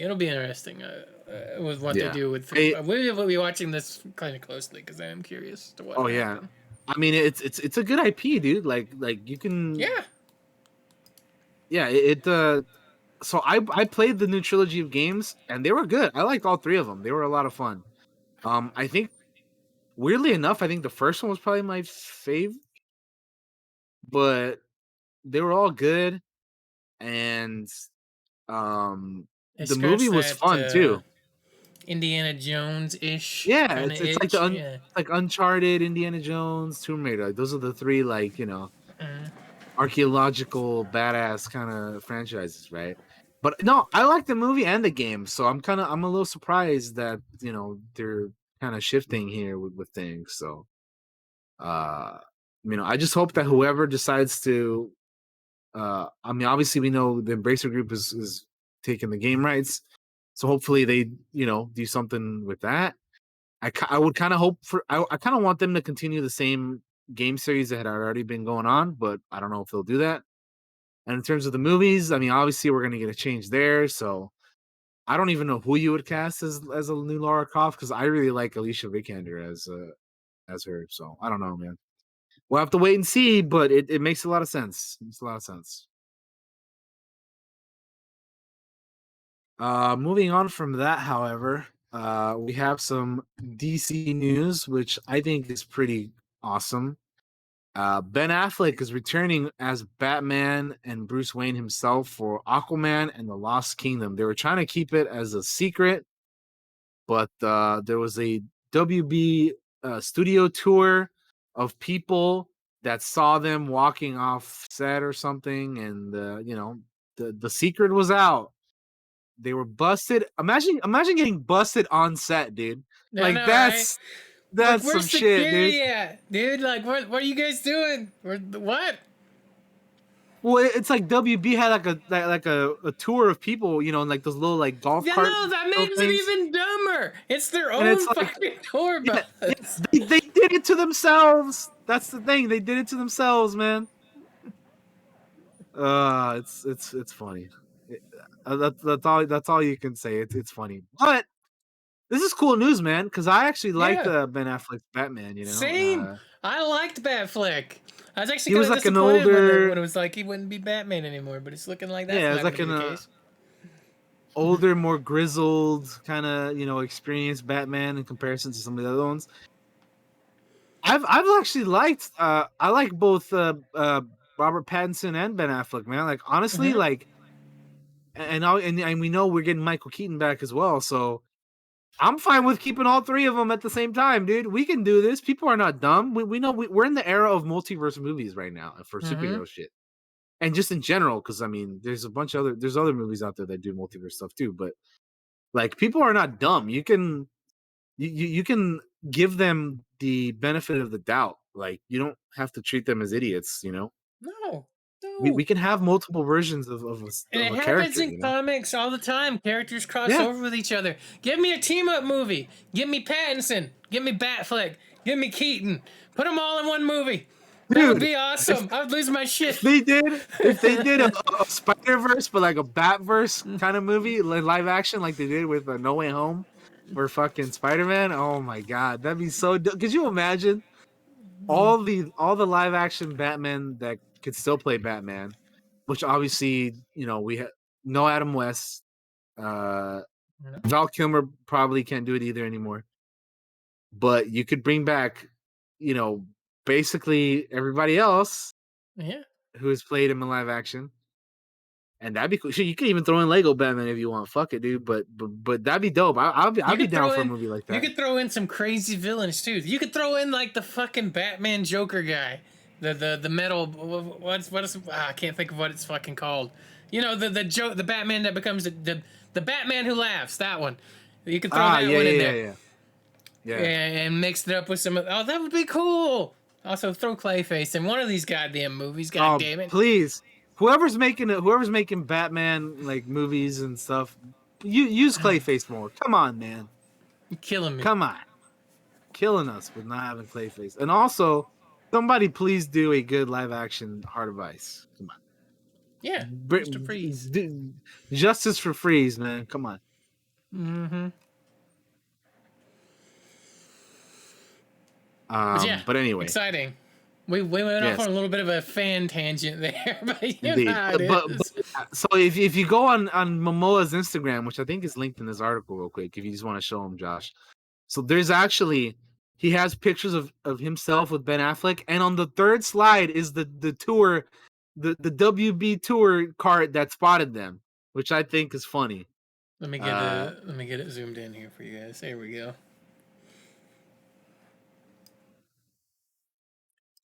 And there's the tour. Way to go, guys. Yeah, there they go. Those are the ones that That's spotted what him. They're like, happens, oh, Warner look who's Brothers. there. Yeah. Busted, dude. Oh God. Imagine that, dude. The look on Like, Noah's honestly, face is so good. Look at him. he's like, well, fuck it. I mean, honestly, though, this is WB. Fuck themselves on this. How do you have a tour when they're filming a fucking movie, bro? What is this? I have I mean, no idea. honestly, cool though, because now we know that he's in the movie. But I don't understand their thinking on that. To be honest, that's Yeah. it's hilarious. It's hilarious. And they would have thrown him in a trailer at some point, but it's really funny that it's the tour bus that got it. Oh, that shit's too funny, dude. Oh gosh, that's hilarious. That's great. Oh man! All right, well, I have one last thing here, and it's a little bit of a Guardians 3 tidbit. So Guardians of the Galaxy Volume 3, the team behind the movie teases that this is a finale where the emotion is heavier than it's ever been. So Karen Gillan, who plays Nebula, said that it was hard to get through some of it. She says shooting the emotional film that screened its first trailer at Comic-Con. Which I also wanted to bring this up because I want to say a very merry happy birthday to Guardians of the Galaxy Volume 1, the original Guardians movie. It came out today, 8 years ago in 2014. So happy birthday, Guardians 1. I can't believe it's been 8 years already. It's sometimes it doesn't feel that long, and other times it does, but today is your 8th birthday. So happy birthday, Guardians Volume 1. But anyway, so on Comic-Con in San Diego, they had Chris Pratt, Karen Gillan, Sean Gunn, Pom Klementieff, and then new cast members Will Poulter and Maria Bakalova joining director James Gunn on stage for the Marvel Studios Hall H panel. And they showed off a trailer there, which obviously we didn't get to see, unfortunately. But I'm sure we'll get it whenever they want to show it to us. I'm fine with waiting. So James Gunn says this is a much bigger movie than the other two movies, and it's a much more emotional movie than the other two movies. And it's a longer movie than the other two movies. It's bigger in every way. It was really comfortable, actually. I'm really familiar with the actors, so I know what they have to do. They've gotten better at their job, so I don't have to bash them around so much, Gunn said with a laugh. In a lot of ways, it was really easy. It's really natural for me. I understand this, but I'm also really pushing myself and trying to create something completely different from what came before it, but that also honors what came before it. So again, Karen Gillan said that there was whoever was at Comic-Con saw that there was a lot of tears that were shed when they showed the footage. And Karen Gillan says that it was emotional making it for sure. There was, of course, so much fun in the film and seeing fun sequences where the emotion isn't so heavy. But there are scenes where the emotion is heavier than it's ever been in the Guardians world, and it was hard to get through some of that. It definitely feels like the most epic. It's complex, and the characters are having to deal with that. It's very emotional for all of them. And then we're dealing with the fact that this is the end of an era of sorts. So there's a lot of emotion. As for trailer highlights, Pom Klementieff, who plays Mantis, noted the character being referred to as Baby Rocket, aka a younger version of the mercenary voiced by Bradley Cooper, is so cute.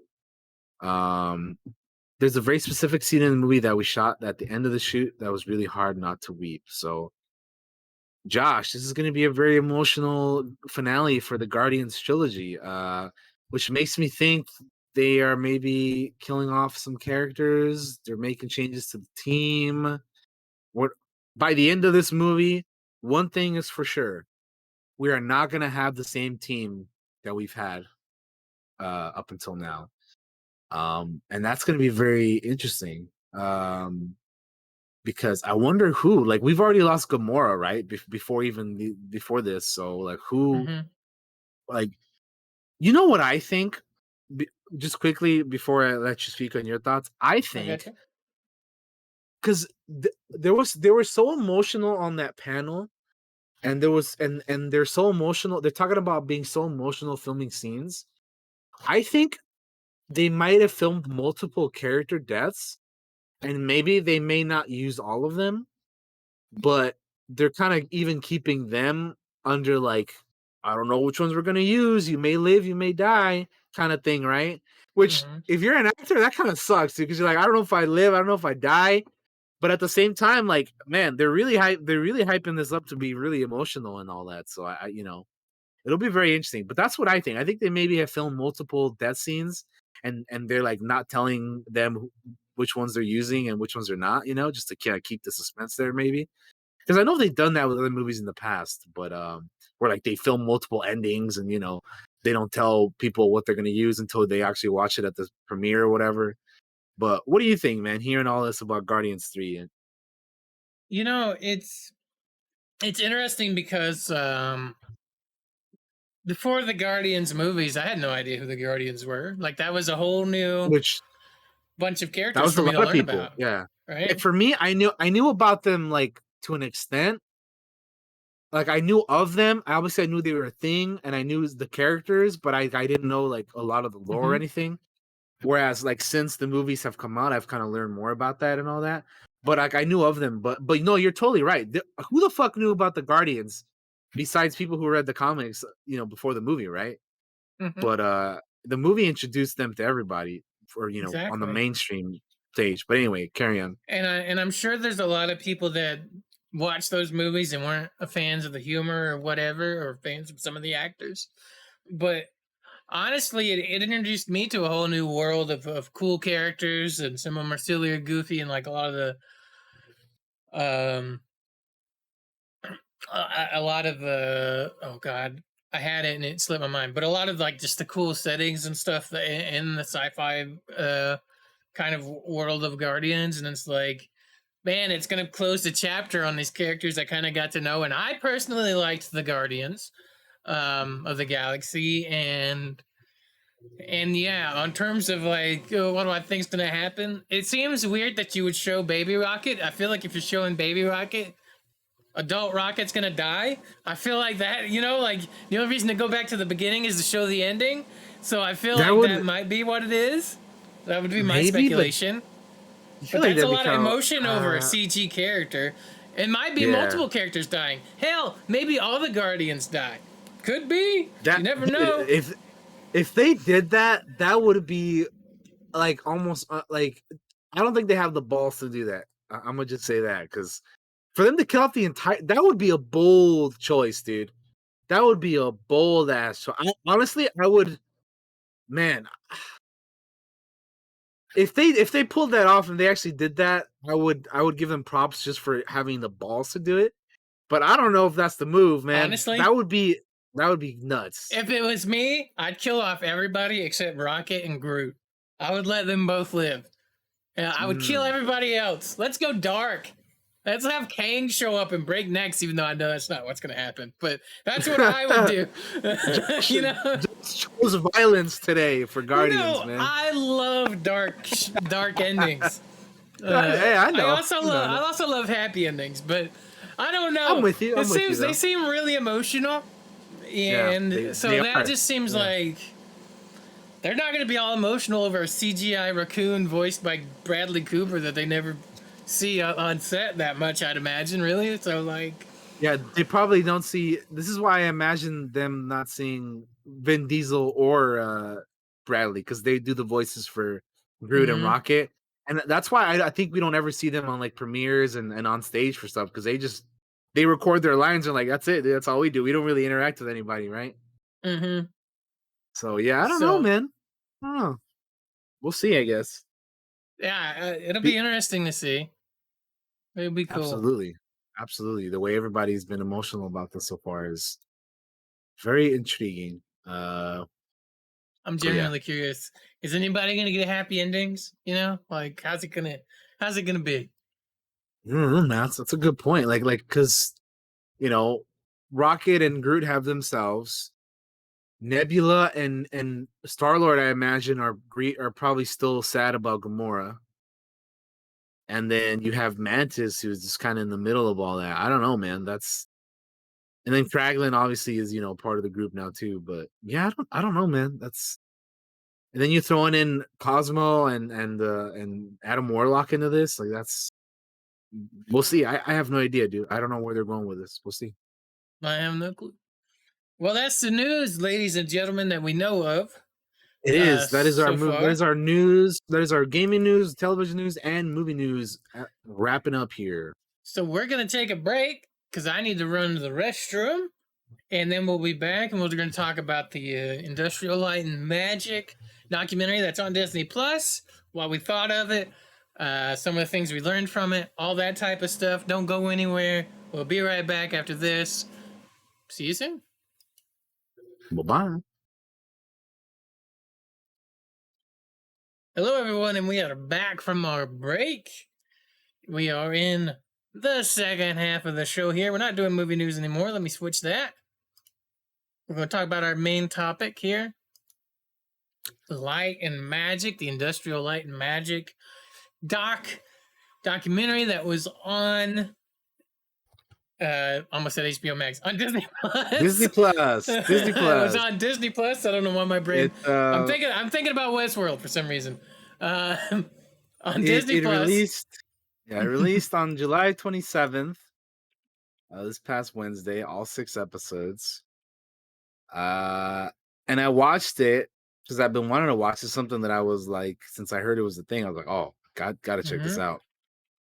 And I watched all 6 episodes, and I was like telling Josh about it, and I was like, man, this would be a cool thing to talk about. And then he watched them all, and here we are. So we're definitely gonna be. If you guys haven't seen it, I mean, it's not like it's a 6-part documentary show. So I mean, there's nothing really to spoil unless you haven't been keeping up with real life stuff,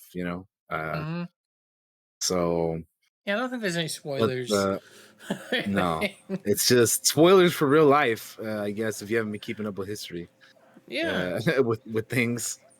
But there's a lot of fascinating, interesting information in all 6 episodes. One of the biggest things for me while watching this was like, wow, there is a ton of behind the scenes footage that I have never ever seen before, and it's so cool.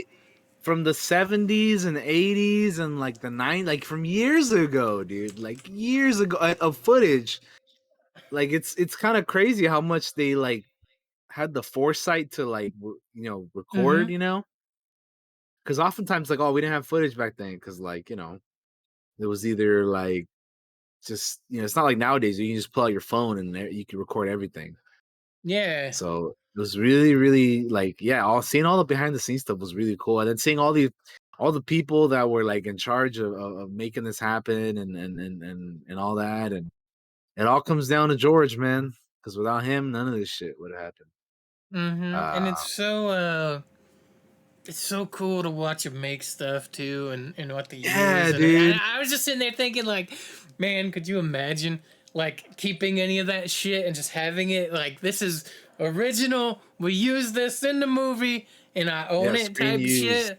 Oh my god, that's like it's so cool. There's one episode where they go to this one guy's house and he has like props from like the old Ray Harryhausen movies and shit all over. And it's like, damn, dude, could you imagine just going to this guy's house and he has like bookshelves of like all kinds of old school like movie screen used props and stuff. Like it's kind of nuts to think about that. It is so cool to watch also ILM just grow from like, well, we're just a few people and we kind of know each other to like this big powerhouse that it's become. Like, it's crazy. You see that it really is. As well. It really is, yeah.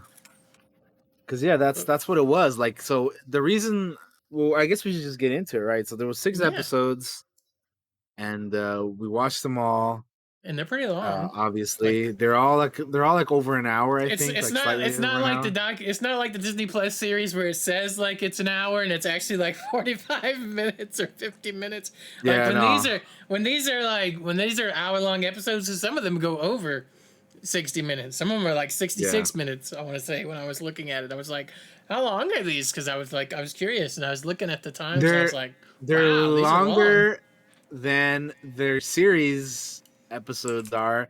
The length of these episodes is what should be the standard for their shows that they do normally, is all I'm gonna Right? say. But yeah, so those 6 episodes. There was the Gang of Outsiders, episode 1, on the Bucking Bronco, episode 2. Just Think About It, episode 3. Episode 4 is I Think I Found My People. Morphing, episode 5, and episode 6 is No More Pretending You're Dinosaurs. So they were so obviously this all starts from George Lucas creating Star Wars. So everything comes back to Star Wars as it always does. So he wanted to make this movie, but at the time there was no special effects houses that could do what he wanted to do. So, being the legendary, pioneering, just incredible, just visionary that he was like, you know what? I'm gonna set out and I'm gonna make my own. So he like got into contact with some people, and then this person knew that person knew this person. So they all kind of knew each other in one way or another, and they all connected each other to form ILM. And it's a awesome group of people. Like you have obviously George himself, and then you got Phil Tippett and Dennis Muren, Richard Edlund, Joe Johnston, John Dykstra, Ken Ralston, Lauren Peterson, like all these old school dudes, like fucking Ben Bird and just everybody, right? Like it, man, it was just really cool, like you said, seeing the formation of like here we are in this shitty like spot in Van Nuys where we're gonna like construct the models and stuff, and it was interesting seeing like George is filming the movie in England, and back home they're like building shit still. They don't have stuff ready, and he's like panicking because he had to take him to the hospital because he had a fucking like anxiety panic attack because he's like, I'm making this movie, but what the fuck are they doing back home? Like they don't have the things I need. And it's so like just seeing all that behind the scenes stuff, like because I'd seen previous Star Wars behind this like making of stuff and all that, and they have some of that in there, but it's like, man, just seeing this side of it is just like This is so much more than anything I've ever seen before. It's a lot. It's 6 episodes, and by God, I learned so much from learning this. Like there's a lot. Yeah. There's a lot. Like Photoshop was born from some of this. Like these I was guys. like, These I had no idea. I was like, I didn't know that. Yeah, John Knoll, dude. He and those guys were the like literally came up with fucking Photoshop. Like these people, like this group of people, ILM, they are responsible for so much in our current world, man. Like it is insanity, like how much they're in charge of, like or they're responsible of because of things that they did back in those days.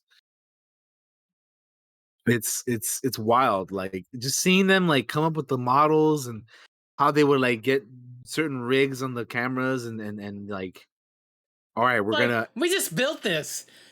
And I'm just in my brain, I'm like, wait, you just built it? How'd you know where it went? How'd you know where it put it together? Like, you just built it. How are you this smart? I have to have step-by-step instructions for fucking Legos. And these guys are over here building, like, giant camera mounts, building just cameras.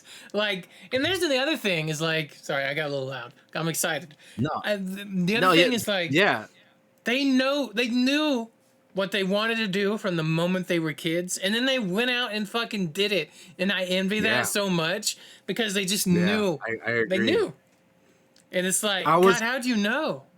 It's I was thinking crazy. the same thing. I'm like, man, imagine from the moment you're like, I don't know, a kid. Some of these people were talking about, oh, I saw Star Wars and then I changed my, I saw the Harry, the fucking this movie and it changed my life forever. And I knew since then this is what I wanted to do.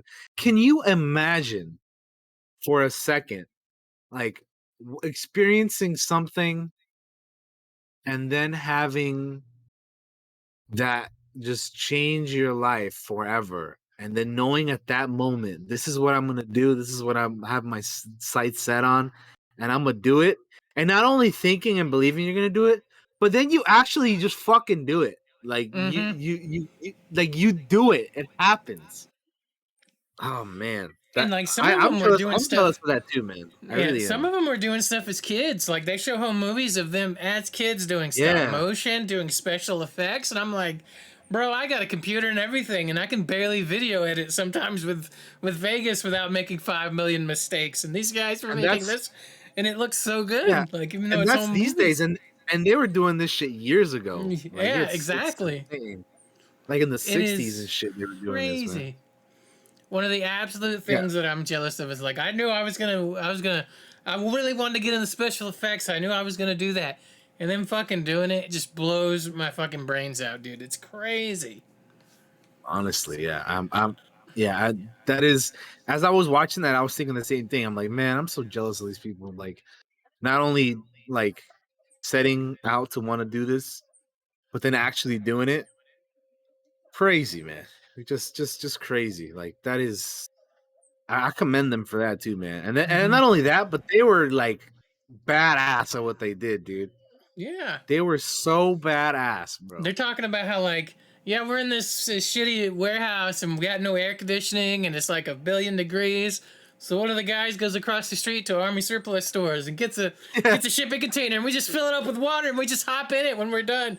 And they yeah. showed a photo of like 6 or 7 of them in this thing and I was like, In look at in these the little people. tiny ass pool, Th- Yeah. dude. I can only imagine they must have had the time of their lives, man. They must. I'm so jealous, like of that. Also, like not only getting to do what you do, but like you get to hang out with people that you enjoy hanging out with, and then Hmm. you get to just like fuck around and have these like pool parties basically and shit, and like oh man, they must have. And Here's then the. like later on in the doc, Mhm. there's these other two guys that have this room where it's like soundproof, and they throw these like super crazy ass parties and shit because soundproof. Like who cares, right? Mhm. Oh man, but anyway, go ahead, Josh. The biggest thing was like they said they work was fun, and like that's the thing is like you never work a day in your life if it's fun, and they said they Yeah, had fun working on it. Like it kind of changes later on in the later episodes as time goes by, obviously, yeah, but like in them early days, they were like, "Yeah, work was fun, man. Like we enjoyed it." they're having the time of their lives, man. I can only imagine how much fun that must have been, dude. Mm-hmm. You get to build Star Wars models and ships and shit, and then you can't and fucking like you said, entire camera rigs and shit. And then like after that, because it's so warm, but being in that fucking workshop all day, you get to just go outside and eat some food and drink some beer and fucking splash around in the fucking like homemade fucking water slide and shit. Like that's awesome, man. That's so cool. Yeah. No, it's crazy, crazy cool. This is Um, going on in the 70s, man. Like that's oh dude. and I was gonna watch it, but I'm actually glad that you were like, "Yo, we should." I really want we should do the show about this because it made me watch it that much sooner, and I'm glad I did because it's fucking It's it dope. was it's really really good, man. Like each episode kind of has like a focus of what it's gonna do. Like the first one obviously is like here's George and what he set out to do, and like I want to make Star Wars, but these I can't do what I want to do currently because he saw 2001: A Space Odyssey and he's like that looks cool, but those ships and those that's too slow. I like hot rods and fast cars and shit, and because he did American Graffiti obviously, and if you've seen that, or if you know what it's about, you know what the hell. There's a bunch of fast cars and all that kind of shit, and he wanted to do basically uh that 2001: A Space Odyssey, but like but faster and just looking a little bit better than that did, and yeah, so he set out and got the team, and then they were starting to work on all that, man. They made it happen, and yeah, it really is like it's kind of astounding, like just to think, dude. Like George had the audacity to be like, "Yo, nobody's doing what I want to do, so I'm gonna make this happen myself because I want to make this movie be the best it can be," and it's just like incredible, man. I just absolutely incredible. Like Yeah. even like just like Joe Johnson being like, I don't know shit about storyboards, but then he comes in and starts doing like that and like art and like just like multiple things at once, right? Like he's doing all kinds of shit they were saying that he was doing, and then like Dykstra and just Phil Tippett doing his thing, and just just a very like what a crazy set of circumstances, like for all these people to come together and make this happen. Mm-hmm. And again, just George to have the foresight and the vision, because he's always had the vision for the future, man. He just made it happen, dude. He made it fucking happen. And it's so cool watching them build models, and then at the same time, you're like, God, I couldn't imagine doing that. Like, I think Phil Tippett talks about like you have to shift it just a little bit, like when they're moving a model for like a stop motion thing. You shift it just a hair, just an inch, Yeah, and I'm just just a like, little bit. you have so much more. You have mountains more patience than I would ever have. Yeah, stop You know? motion is a very, you have to have a lot of patience with that. I actually have attempted to do stop motion like stuff in the past. It is it requires a significant amount of patience, which I generally have. But man, it requires a lot of time and patience to do that. And you can't move it too much. You have to move it like just a little bit. Otherwise you fuck it completely up. And then yeah, and it takes a long time. But the result is kind of cool, the end product. But yeah, it just it's really seeing somebody like being a master at this is just incredible. Yeah, it really is like just like man. Yeah. And then like seeing, but that's basically the first episode. Then the second episode, like it starts off with like George talking about like his early life and whatnot, and him being friends with like Spielberg and Coppola. And then like which I don't even know if I knew this, but he got into like a fucking car accident, and like they're like, oh, you're lucky you're still alive. And I was like, what the hell? And he's like, oh, I guess I'm here for a reason. Like that Mm-hmm. was just I, nuts, I dude. think I had heard that before. I think I'd heard he'd been in a car accident, but I don't think I realized how bad it was. Yeah, I But it didn't was realize pretty how bad fucking. it They was. showed a photo of the fucking car, dude. They wouldn't. Yeah. Like it's like, how could you survive that? Because it's just like it was nothing. It was just torn, like it was just like a piece of paper been crumpled up. It Yeah, was. they showed like a newspaper like clipping or something where they show the picture, and then like youth survives crash, and they talk about what happened and all that, and it's like that's that's crazy, man. That's absolutely crazy. Mm-hmm.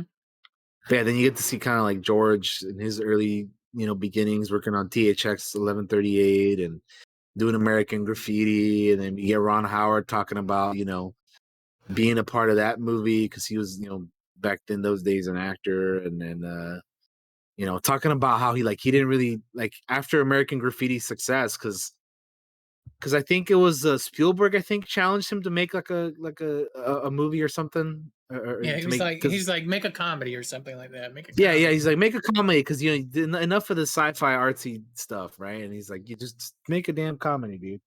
So he made American Graffiti, and then like that was a success. And then Ron Howard, I think at one point was like, "Yo, what do you want to like? What do you want to do after this?" And he's like, "Oh, George being George, like, I have this idea, like of I want to do this thing." And he kind of described how that was, but he's like, I can't really make it how I want to make it right now. And then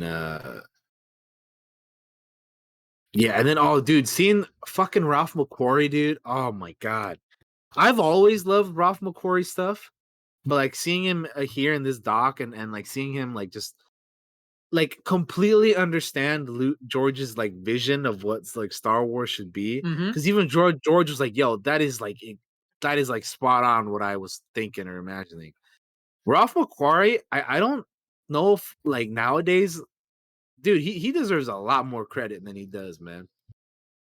Ralph McQuarrie really, really, him and Colin Cantrell, who did like the ships and stuff that Joe Johnston eventually like kind of changed up as well.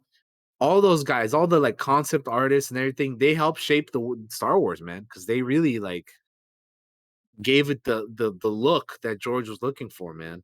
The fucking matte paintings were dope. Like I'd Oh never really yeah, seen dude. those before.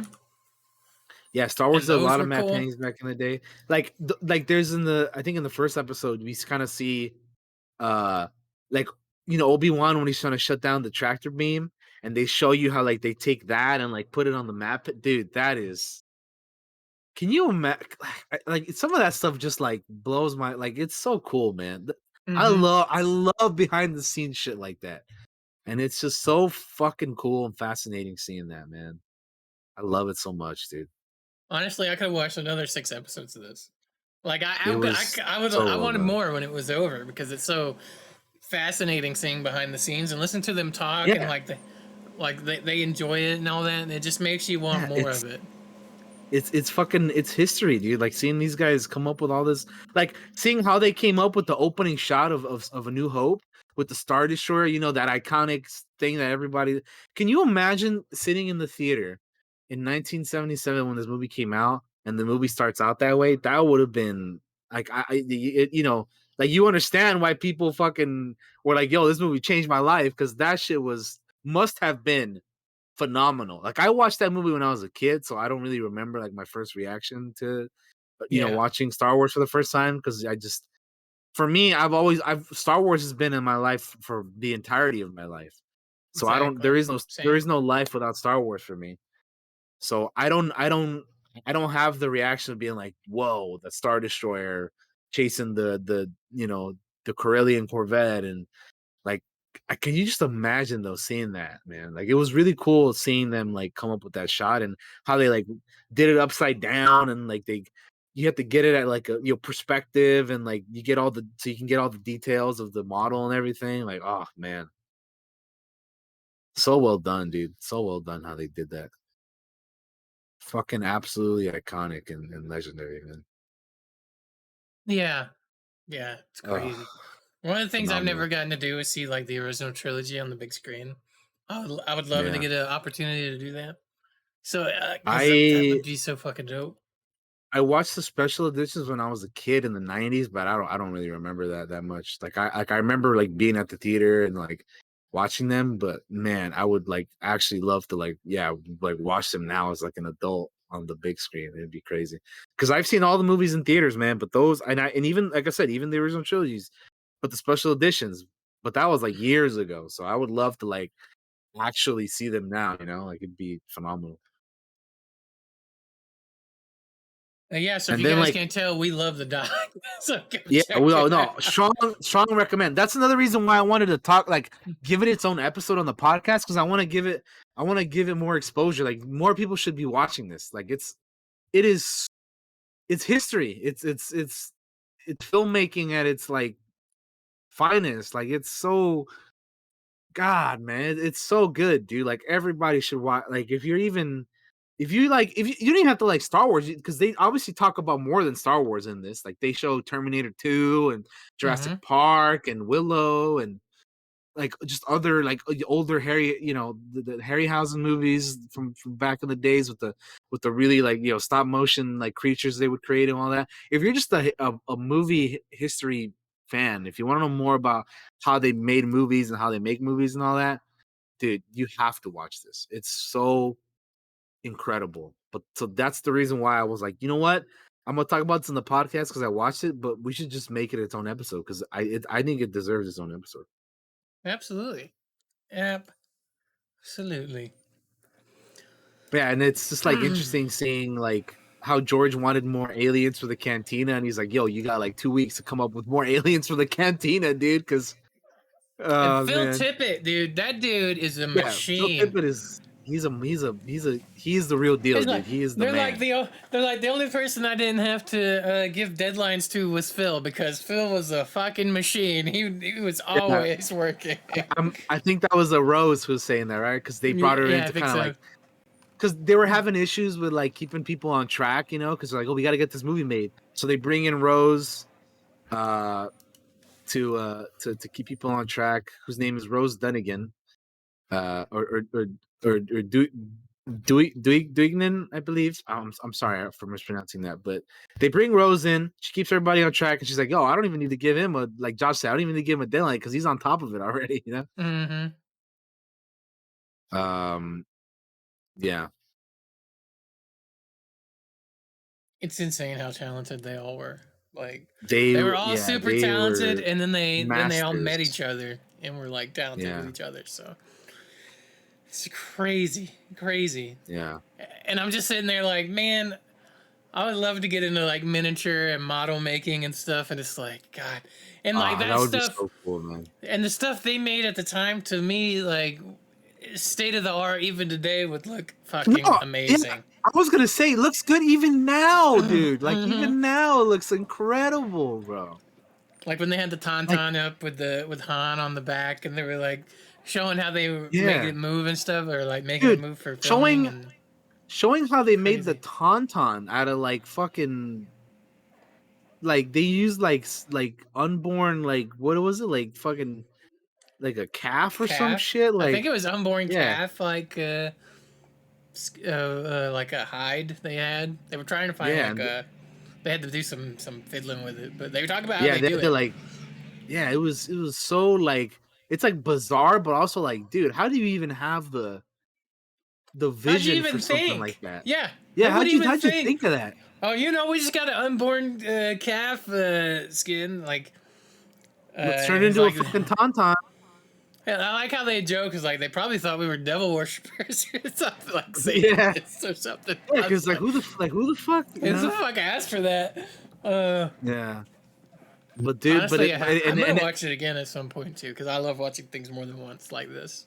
yeah, it was really really well done, man. Like just oh man, I can't praise this enough. Just seeing like all this, and like you said, just that they have like all this old footage and pictures. Like seeing them build the AT-ATs for Hoth was something that I would already seen before too, but just like man, they were such fucking masters at their craft, dude. They killed it, man.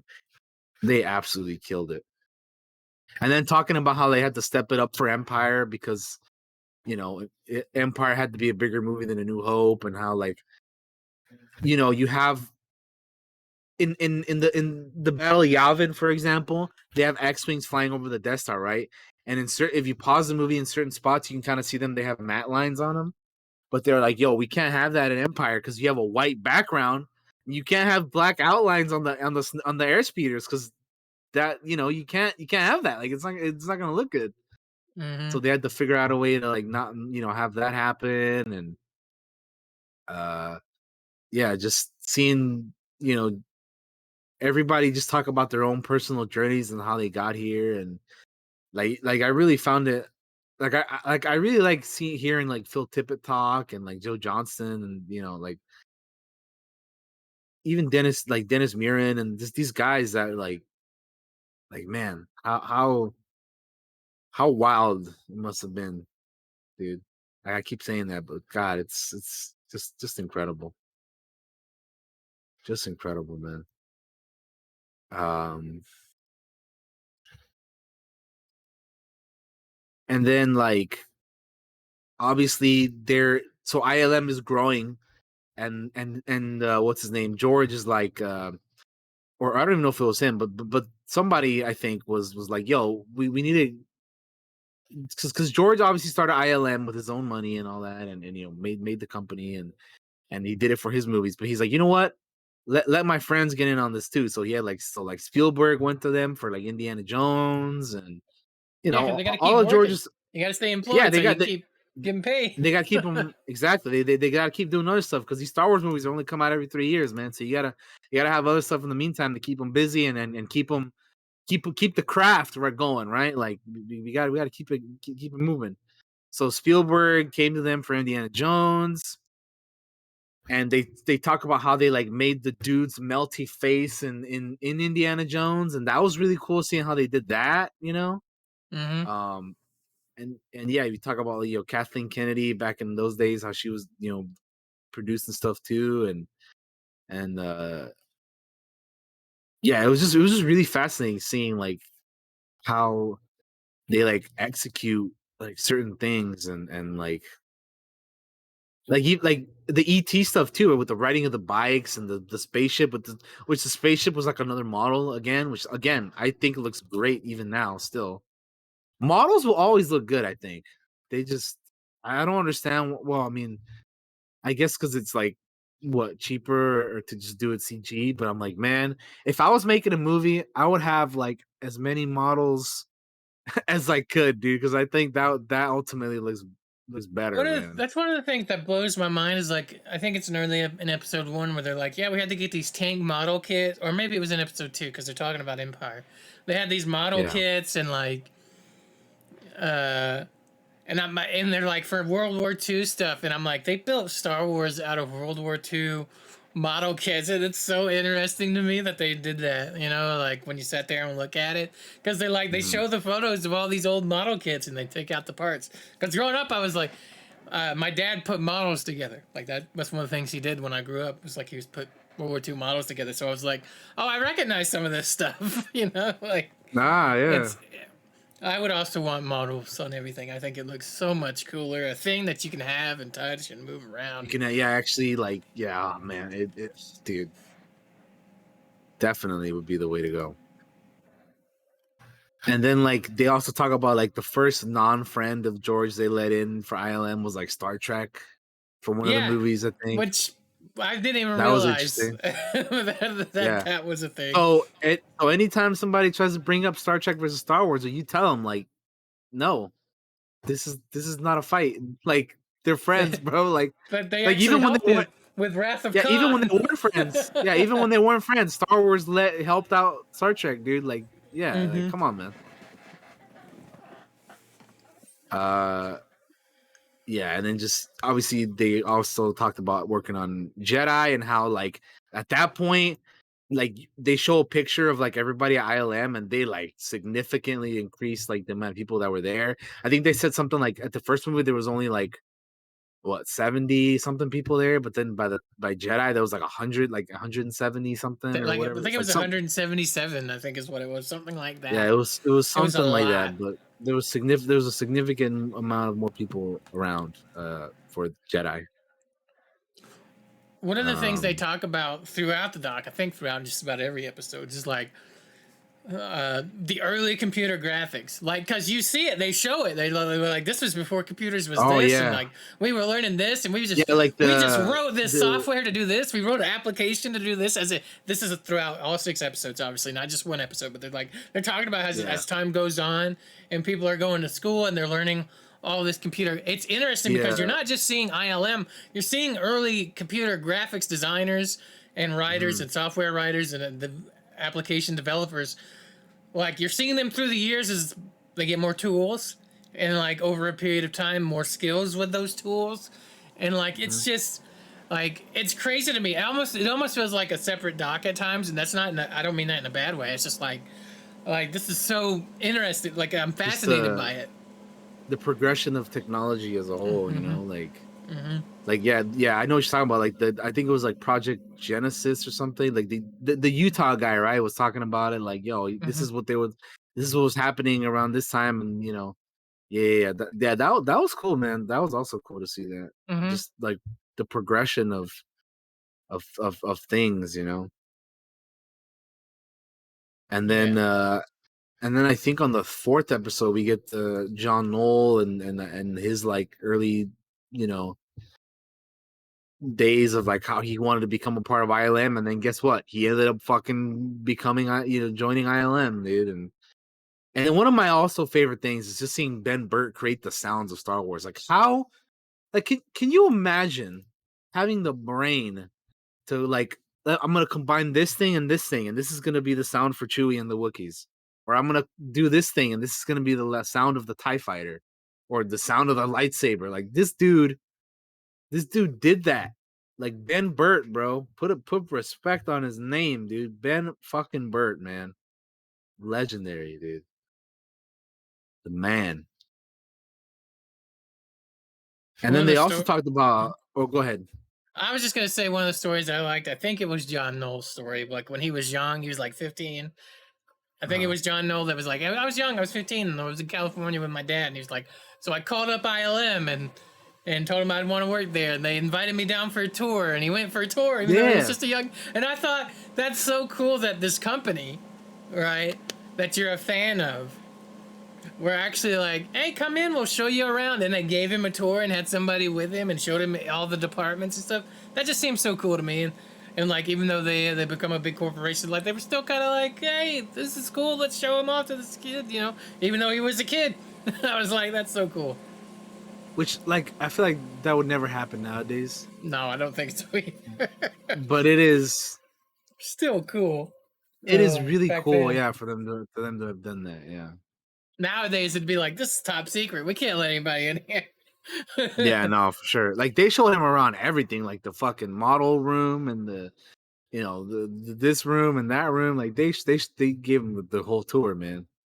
Um, yeah, it was wild that they did that. But yeah, that was a cool little story. But the thing I was gonna say is they talked about like the formation of Pixar and Yes. like that was really cool too. How like George, like that was another one of George's things, dude. Like fucking Pixar, and he sold it to Steve Jobs, and because he was like, "Yo, this is cool," but they obviously want to make animated stuff, and we're not really trying to do that. So Steve Jobs, you take Pixar, and then like, and then George being George, he sold Pixar, and they immediately replaced them with like, their own like people to work on like special effects and shit on for the computer stuff, man. Which is just wild to me, dude. Like, what the hell? That's nuts, dude. Just nuts. Um, and then yeah, this is where we kind of like start getting into like CG and what computers can do for movies and all this kind of stuff. Because I think Ron Howard talks about like wanting to do Willow, and then like he's talking to Dennis Muren about like, yo, how can we do this? And he's like, well, maybe we can do it on the computer. And Ron Howard was kind of like not really a believer of it,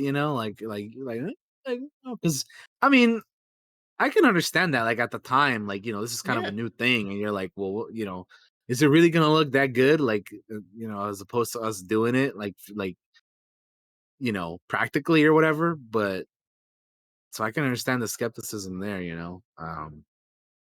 but they pulled it off, they did it, and I, it looks pretty decent. They show how it looks in the thing, and I thought it looked pretty good, pretty decent, for Yeah. the time, and yeah. Morph. Yeah. MORF. We all spell it wrong, guys. It's Yeah. morph. MORF, dude, not MO. Who brought in the PH, man? I don't know. But anyway, then this is the episode where or at least the 5th one is what I'm talking about. Where they bring in, what's his name, Mark, and his name Steve, right? Mark and Steve, the two I dudes think with the so. with the party room. Yeah, About Spaz and I just think it's I think they Spaz call and Steve Mark. Spaz. I think. Yeah. Or Yeah, Spaz. Yeah, you're right. They call him Spaz, and how like these guys are like kind of the like at least Spaz and Mark too, I suppose, are like the total like non like stereotypical like computer nerd dudes.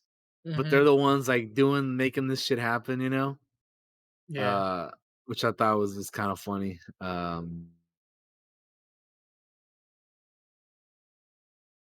What was the movie? The Abyss and like Terminator 2, in the early days, and how they're kind of like phasing out like model making and all that kind of stuff.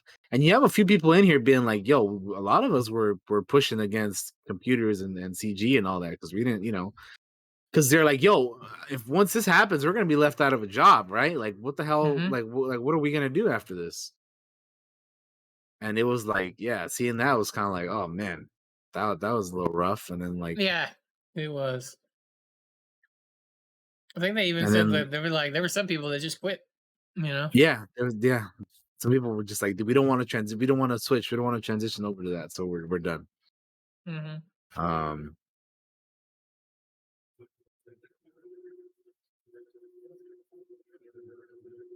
and then yeah, we get to see, I think also this episode, Doug Chang,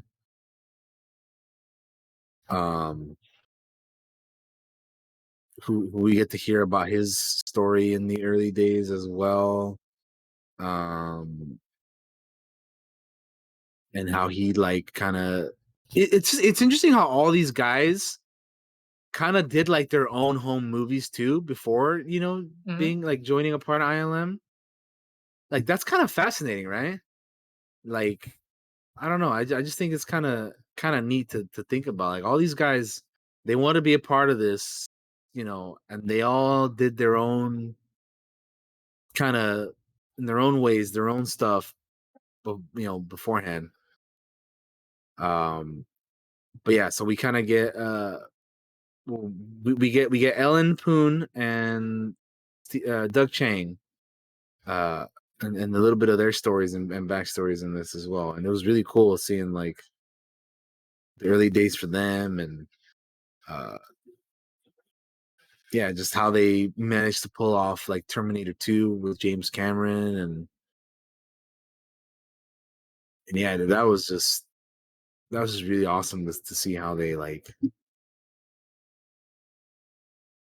managed to make, because I think because T2's looks good still even now, like, and the way they like made him like, they specifically showed the shot of him like walking through like the bars, and then and like when the gun like hits you know the thing to show you like, yo, this is, you know we did this, like we Hmm. made it happen here, and the gun is here to show you like, this is what we did. um so that was really cool. But yeah, so then like I think the sixth episode is kind of where the Jurassic Park stuff comes in, because they wanted to do it like practically, but then I think behind the scenes at ILM, like in kind of like in secret for a little bit, uh Spaz was kind of working on like, yo, we let's see if we can make this happen, just for the hell of it, right? Like, let's see if we can make a dinosaur. So he had the bones, and he had the, you know the the outer, layer of it, and they're like, well, how do we get this to move like a dinosaur? Because you got this big giant thing that, you know didn't really run in real life, but Steven Spielberg wants to make it run in the movie because this guy has to chase the Jeep. So he's like, how do I make this thing like look right? So he kind of spent a while trying to make that look right. But even before that, like I said, they were trying to make the movie practically, and you have Phil Tippett like trying to make these dinosaurs like for real, and these guys are like, well, let's see if we can do it on the computer. And so there was kind of like I think Phil described it as like, he said there was kind of like a like it like a rivalry, kind of Hmm. like a trying to see if they can like top what he was doing or whatever, in his words. um and because he also was like, "Yeah, I don't think they could do it, right? Like, you can, like, it's one thing to make, the Terminator, but like, can you make a living like thing in motion like, look good?" So he was kind of skeptical of that. And as that last episode progresses, we kind of get to hear like how, what Kathleen Kennedy thought of it at the time, what Spielberg thought of it at the time, and how they were like you know, like what'd you think of like when they had all those like all the ILM employees pretend they were dinosaurs and run around Oh like my this god. and I knew like it they was were only a tripping matter and of shit? time till somebody got hurt. I knew it was only a matter of time till somebody Oh got hurt. man. And that's exactly what happens. Yep. Uh, Somebody got hurt. It was an artist and he broke his writing like his like drawing hand or drawing something. And arm. Yeah. they're like, nope, No, nobody's doing that number anymore. one rule: no more being dinosaurs. Uh, Yep.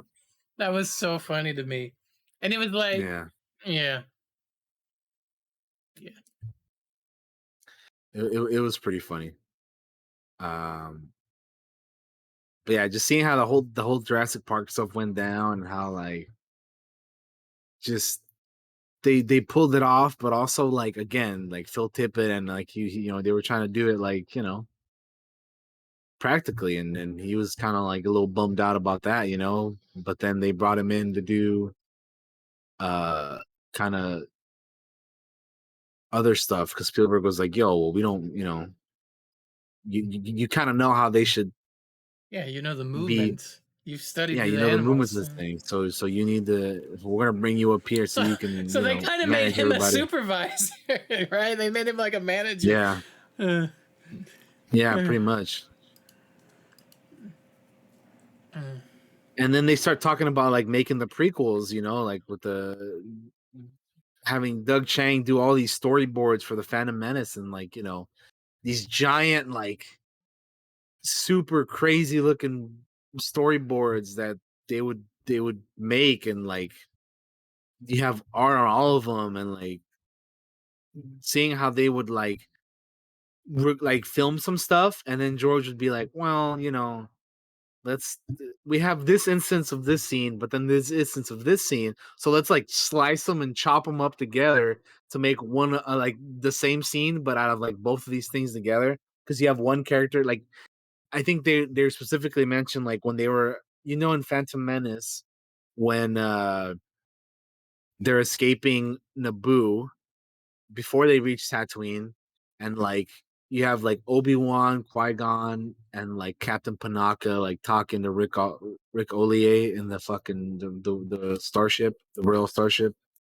And they kind of were just like splicing that scene up. Like they would take Panaka from this and put him in the other one, and like it was crazy. And like hearing John Knoll talk about like, well, I wouldn't do that, but George was insistent, like, just try it, just try it, see how it works. Could Mm-hmm. you imagine like he's your boss. So like, what the fuck are you gonna do, right? I guess George Lucas, like like what the hell are you gonna do? You're gonna have to try it anyway, even if you're like, yo, this probably isn't a good idea. But that's what he kept doing. He's like, just try it, like make it happen. They're like, we don't know how to do this, but George was always just like, make it happen, figure it out. And they did. They made it happen, dude. So And that that's in like itself is actually kind of that's the incredible. craziest thing to me is like they're like, we don't know how we're gonna do this, but they did it. Yeah. I don't know how we're gonna build this, but they built it. It's so insane. They We don't know they pulled how, it but we off, did man. it. Like that's It's what's nuts to absolutely me. wild. Yeah. Yeah. And So then they yeah, talk. guys, definitely Yeah. check out the So doc. they also mentioned like how they were moving into digital, like they were moving away from film into digital for like episode 2 because that was like the first movie that was Hmm. completely like filmed in digital, and how like the film like fucking industry was kind of pushing back on it a little bit, and how like they had to like go to you know I forget who it was, like was it like Pana Panasonic or Pan. Anyway, the old cameras like they couldn't get the lenses on to fit right, so they had to go to somebody to make them like ones that would work, and it was just like, yeah, it was it was kind of nuts and all that. And then like just and then basically just at the end of it, just talking about like because John Favreau comes in, he talks about like how he wasn't really a believer of CG either, but then he kind of with Iron Man that kind of changed his tune when he was filming that. Like with Robert Downey, they had like the Iron Man suit, like practically, but also digitally, and how ILM was able to. At one point, they had like side by side shots of like the physical suit and the digital suit, and you couldn't tell which one was which. Um, And yeah, just seeing like, you know, how he did the Mandalorian with the volume now and all that. Just so basically, this The documentary volume is is really, so cool. Oh my it god. is, it's awesome how they do stuff nowadays. Mm-hmm. But yeah, the volume this documentary is really cool if you're interested in the history of the past and present of film making and effects and just model making and the digital, you know, stuff and just all of that. If you're into that, strong recommend. Like go watch this. Like you're missing out if you're not watching this because it is Mm-hmm. phenomenal. It is so good. I really enjoyed it. I love watching all 6 episodes of this. It was Yeah. awesome. Like I said, I was looking forward to this when it was announced, and I finally checked it out over the past week, and it was really cool. Just very educational, very fascinating, and I love watching stuff like this. So I really enjoyed it, and I knew I was going to. So yeah, Hell yeah. Same goes for me. I enjoyed the shit out of it. I'm glad we're doing it. We did this episode on it. I'm glad we got to talk about just some of the coolest shit that I've seen. All the behind the scenes footage that I've never seen before, and there's a lot. There is a lot yeah, of behind the scenes footage I've never seen before. Um, and because I've watched these types of docs before, like there was one on like one of the DVD box sets I had that was like the making of yeah, Empire of Dreams or whatever. You know that one. yeah, Um, yeah, yeah. and I think this one is so much it's so much even better than that one now. So like, yeah, it's cool, man. Strong recommendations from both of us. So I think that's gonna do it. I think that's gonna be the show. Unless DT, do you have anything else you want to talk about No, I before we think close out? just to close out, if you like, again, I love watching stuff like this. I am all for like seeing more of this in the future for other things. And if somehow you haven't seen this and you still like listen to this or watch us talk about it, go watch it because like we only touched on like just like sections of it. Mm-hmm. Like yeah, you need to experience it on your own. It is so well done, and it just for the history again of filmmaking and all that, it's phenomenal. Like really, I'm gonna be telling everybody to go watch this because it's so good and so well done, and yeah, I loved it. So that'll do it. That'll All do it, right. guys. I'm gonna throw it over to DT so he can say his goodbyes, do his shout out. Tell us what you got coming up, buddy.